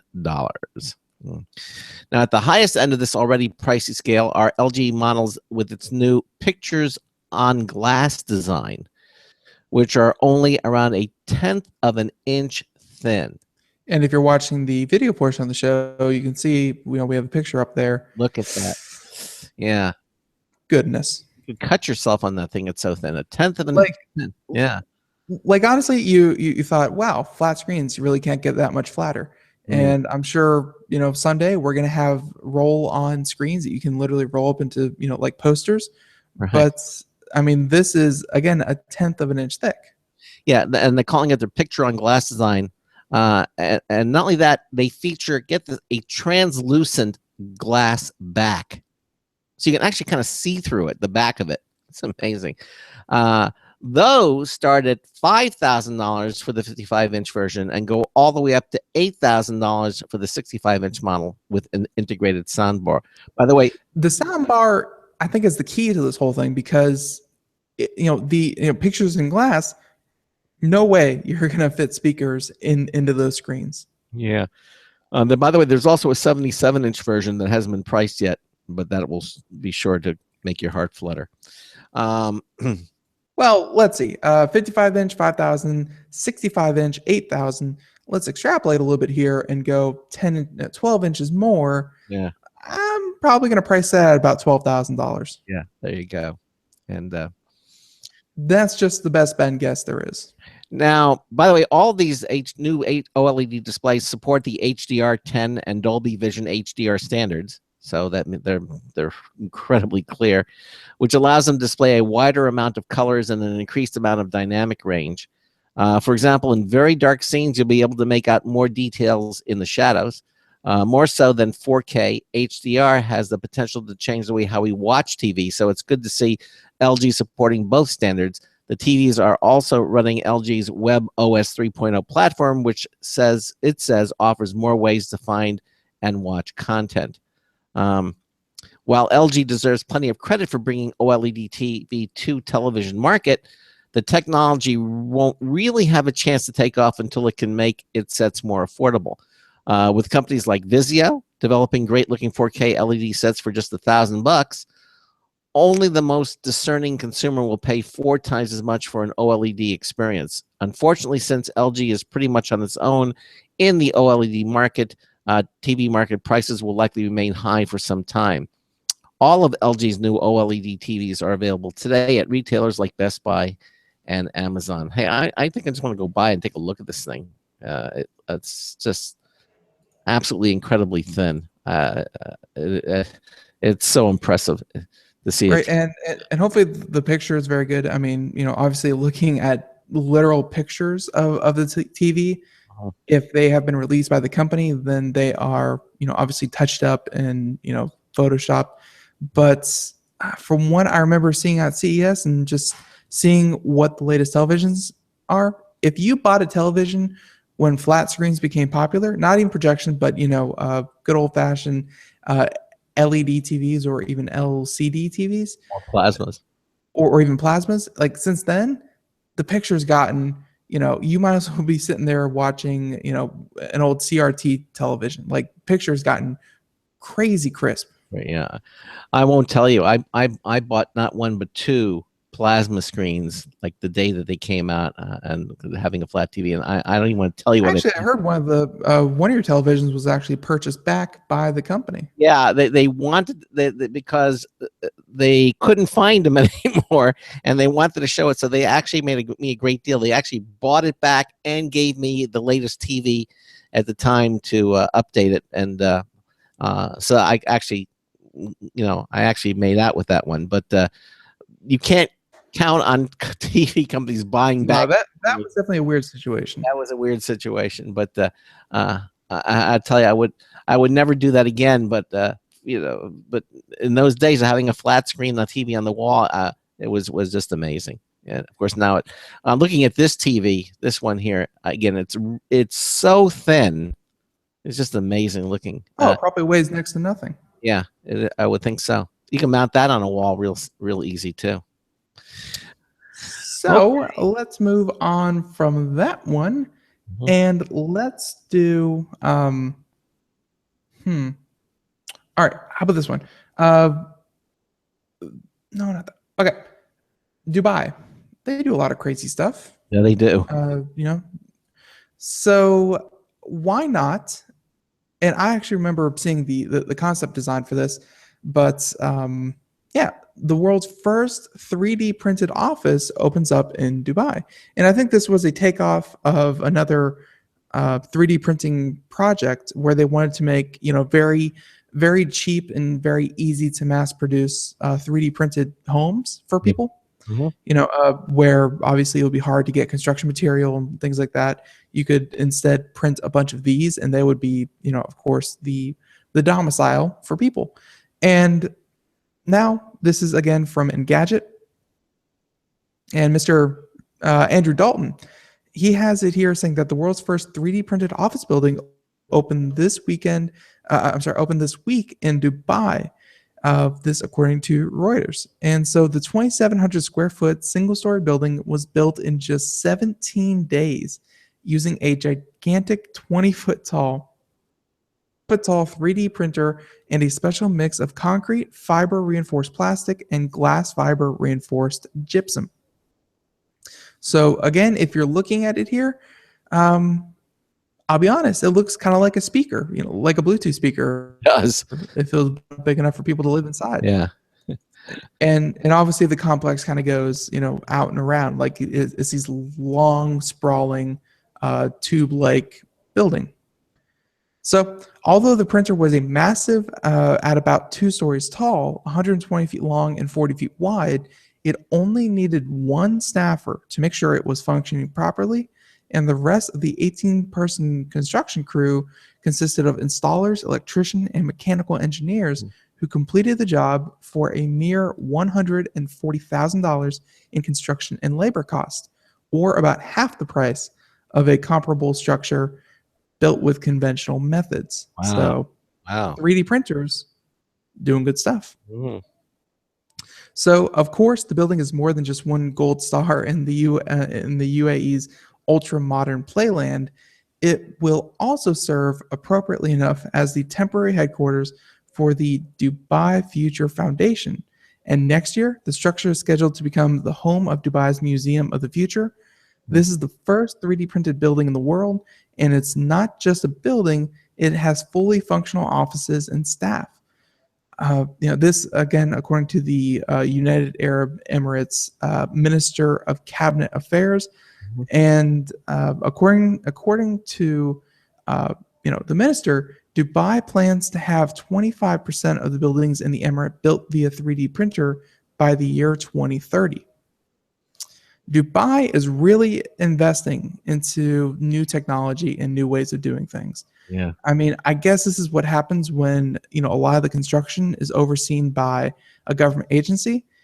And, you really don't have to worry about things like unions, contracts, or building codes, or building, kind of legislation. Because when you write your own rule book, they really seem to be embracing the fact that 3D printed buildings, obviously not a solution for everything, but at least in this case, you can build a massive 2,700, well, not massive, a decent sized office of 2,700 square feet for, again, about $140,000, which, honestly, you couldn't even build a house for that much in that square footage. No, you couldn't. 3D printers, let alone an office building. And I've actually seen some of these 3D printed buildings. I'm not sure about their claim that this is the first ever, because I've definitely seen 3D printed homes before. And we've definitely talked about it with Ralph Bond from Autodesk. But when they build these things, the computer has the whole thing up in its mind, and it kind of, it kind of lays a layer after layer after layer after layer of this, of this concrete paste, that kind of goes up and forms the walls.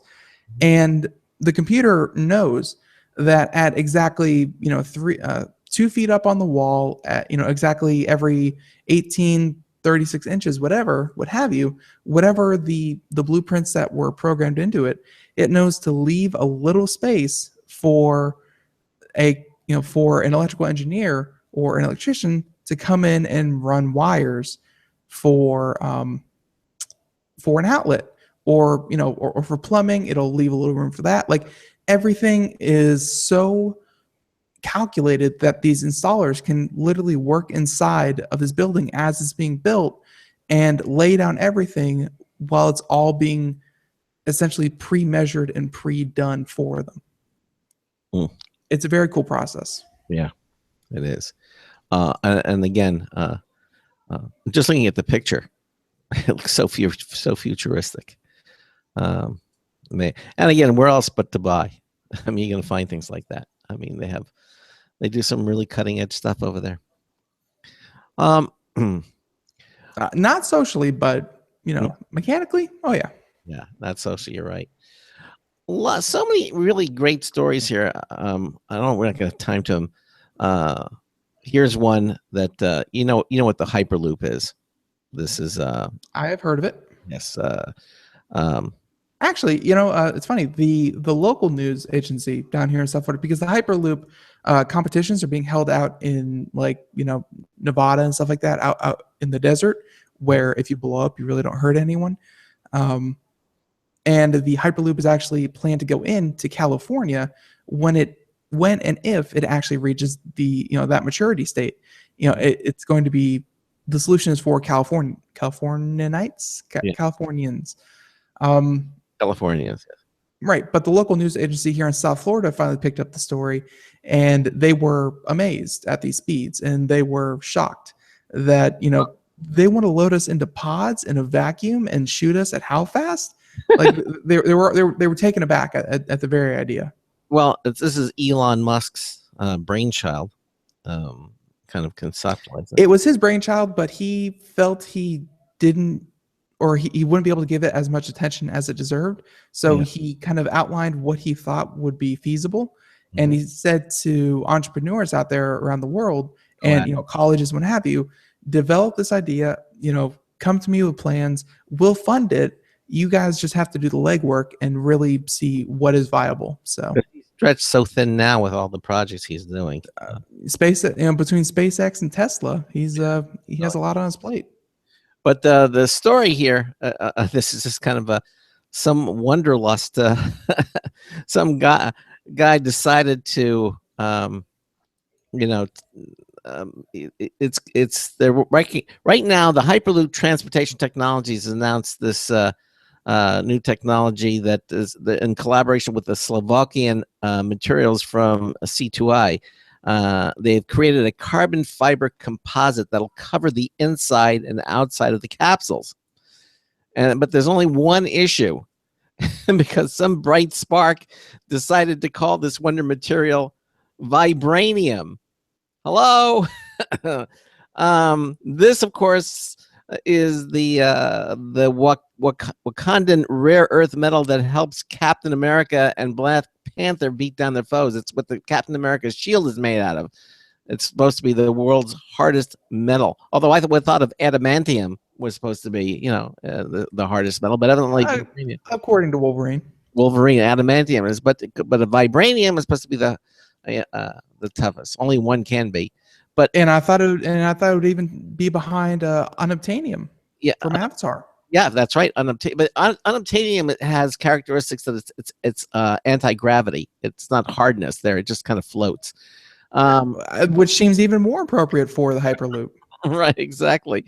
But evidently, the Daniel Cooper who wrote this article said, "Shh, don't tell Marvel's lawyers, because obviously one of two things can happen. Because I assume the name is patented, or it's a name it's used in the Marvel mythos world, and the fact that they're taking it just like this could raise the ire of Marvel with a cease and desist order to them, saying don't call it vibranium.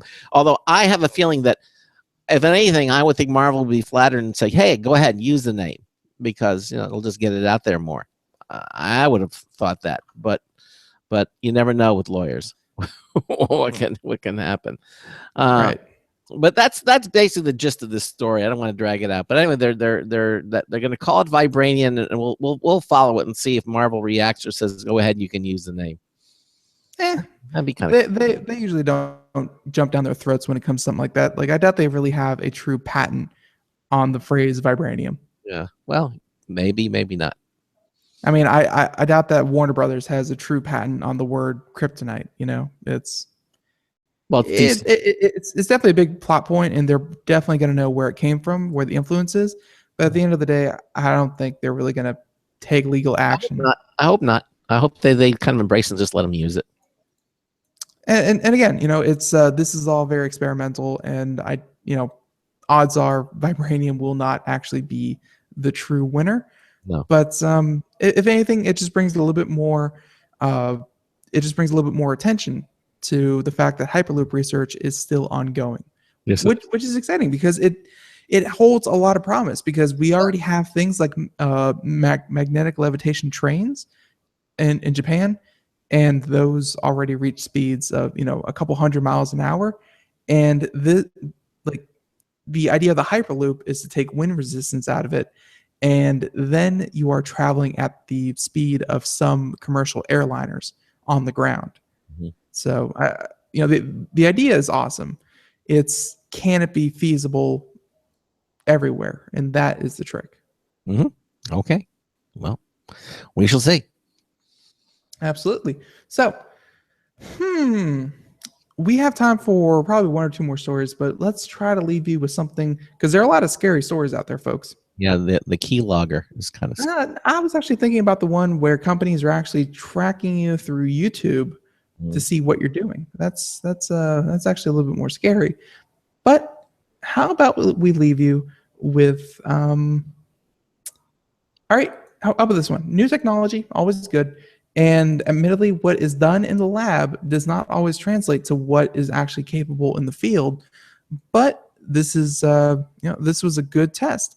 So this is actually a German website, the Fraunhofer .Deutsch, but the researchers here have set a world record in terrestrial radio transmission. Wow! And here they've sent a radio wireless data transmission for a new world record of a data rate of 6 gigabits per second over 37 kilometers, which I think is about 23 miles. Wow. So wirelessly. Yeah. That's 6 gig a second over 23 miles. I can't even get a signal in my bathroom. It is horrendous. And these guys are able to stream, however many hundreds of, Netflix is at a second. And oh my God. So this, the collaborative project Access was carried out by a research group headed by Professor Ingmar Kalfas from the Institute of Robust Power Semiconductor Systems at the University of Stuttgart. And wow, and then there's a lot more German after that. So a lot of universities did this together, and the team realized that the record data transmission on a stretch between Cologne and the town of Wachberg. The stations were located on the 45-story University Center in Cologne and the site of the Space Observatory radar at the Fraunhofer Institute. And so, yeah, they use these huge radio transmission, kind of antennae. Yeah. And beam the data. And again, it's a pretty technical article, so not really sure how much further we're going to take this.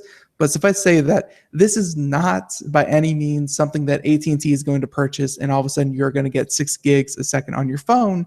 No. But just as a direct beam, because they had a pretty clear line of sight between the two locations, even at 23 miles away, they were able to get 6 gigabits per second. Wow. So cool.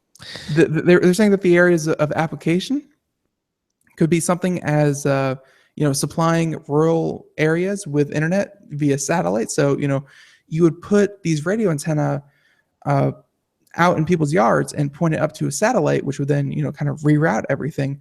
And it would obviously not be 6 gigs, but it would be much faster than the traditional.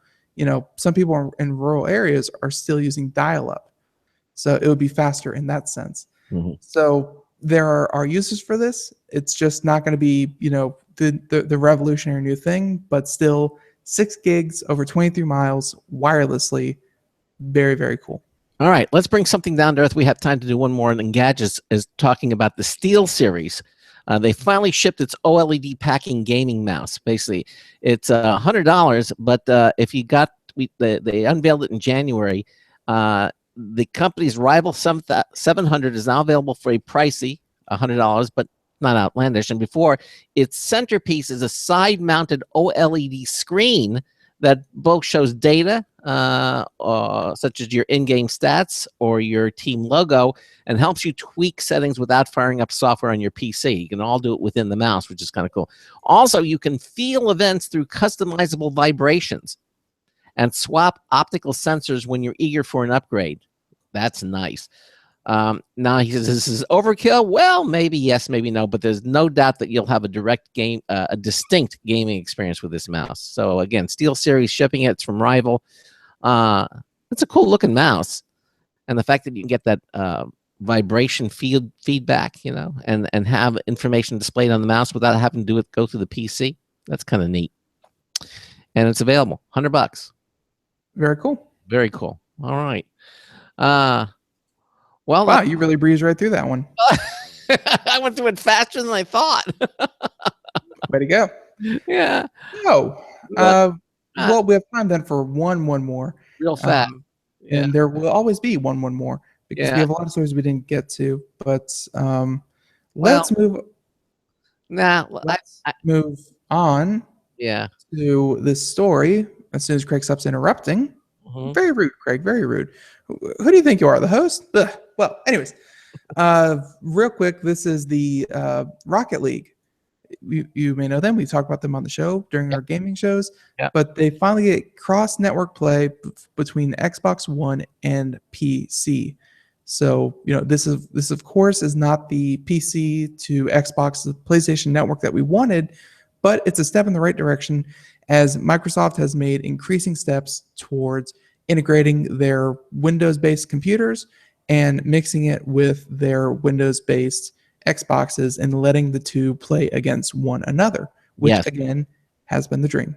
Yes, it has been. Yes, exactly. And when we have more time, we'll probably get into. We'll cover this. No. We just covered it right there. They covered it. Okay. Well, we'll keep a close tab on it. And as we find out more information about this, we'll bring it to you. Again, I want to thank our guest from Trusted House Sitters, again, Andy Peck, for being here on the show. It was a really terrific interview. Coming up tomorrow in the first hour, we will do more computer and technology news brought to you by Slimware Utilities. 90 seconds. And in the second hour, we're going to have the Giz Wiz joining us. It's the last Wednesday of the month. Dick DiBartolo, Mad Magazine's maddest writer. We're going to talk about all the fun things. He has a bunch of stuff from the National Hardware Show.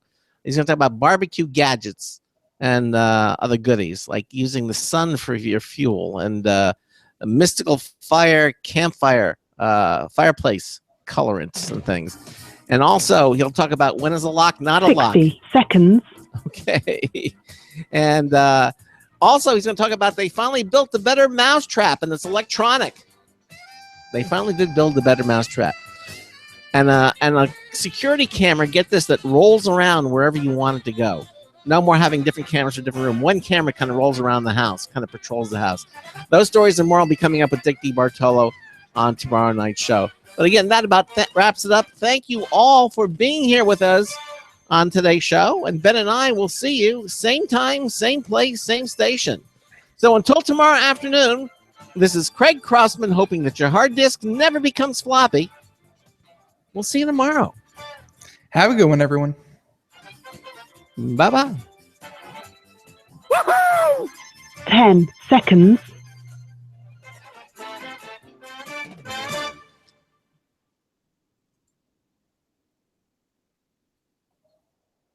Thank you for using Blog Talk Radio. Goodbye. Okay, everybody. Thanks for watching our live video stream. We'll see you tomorrow. Take care. Bye-bye. See you tomorrow. You got it.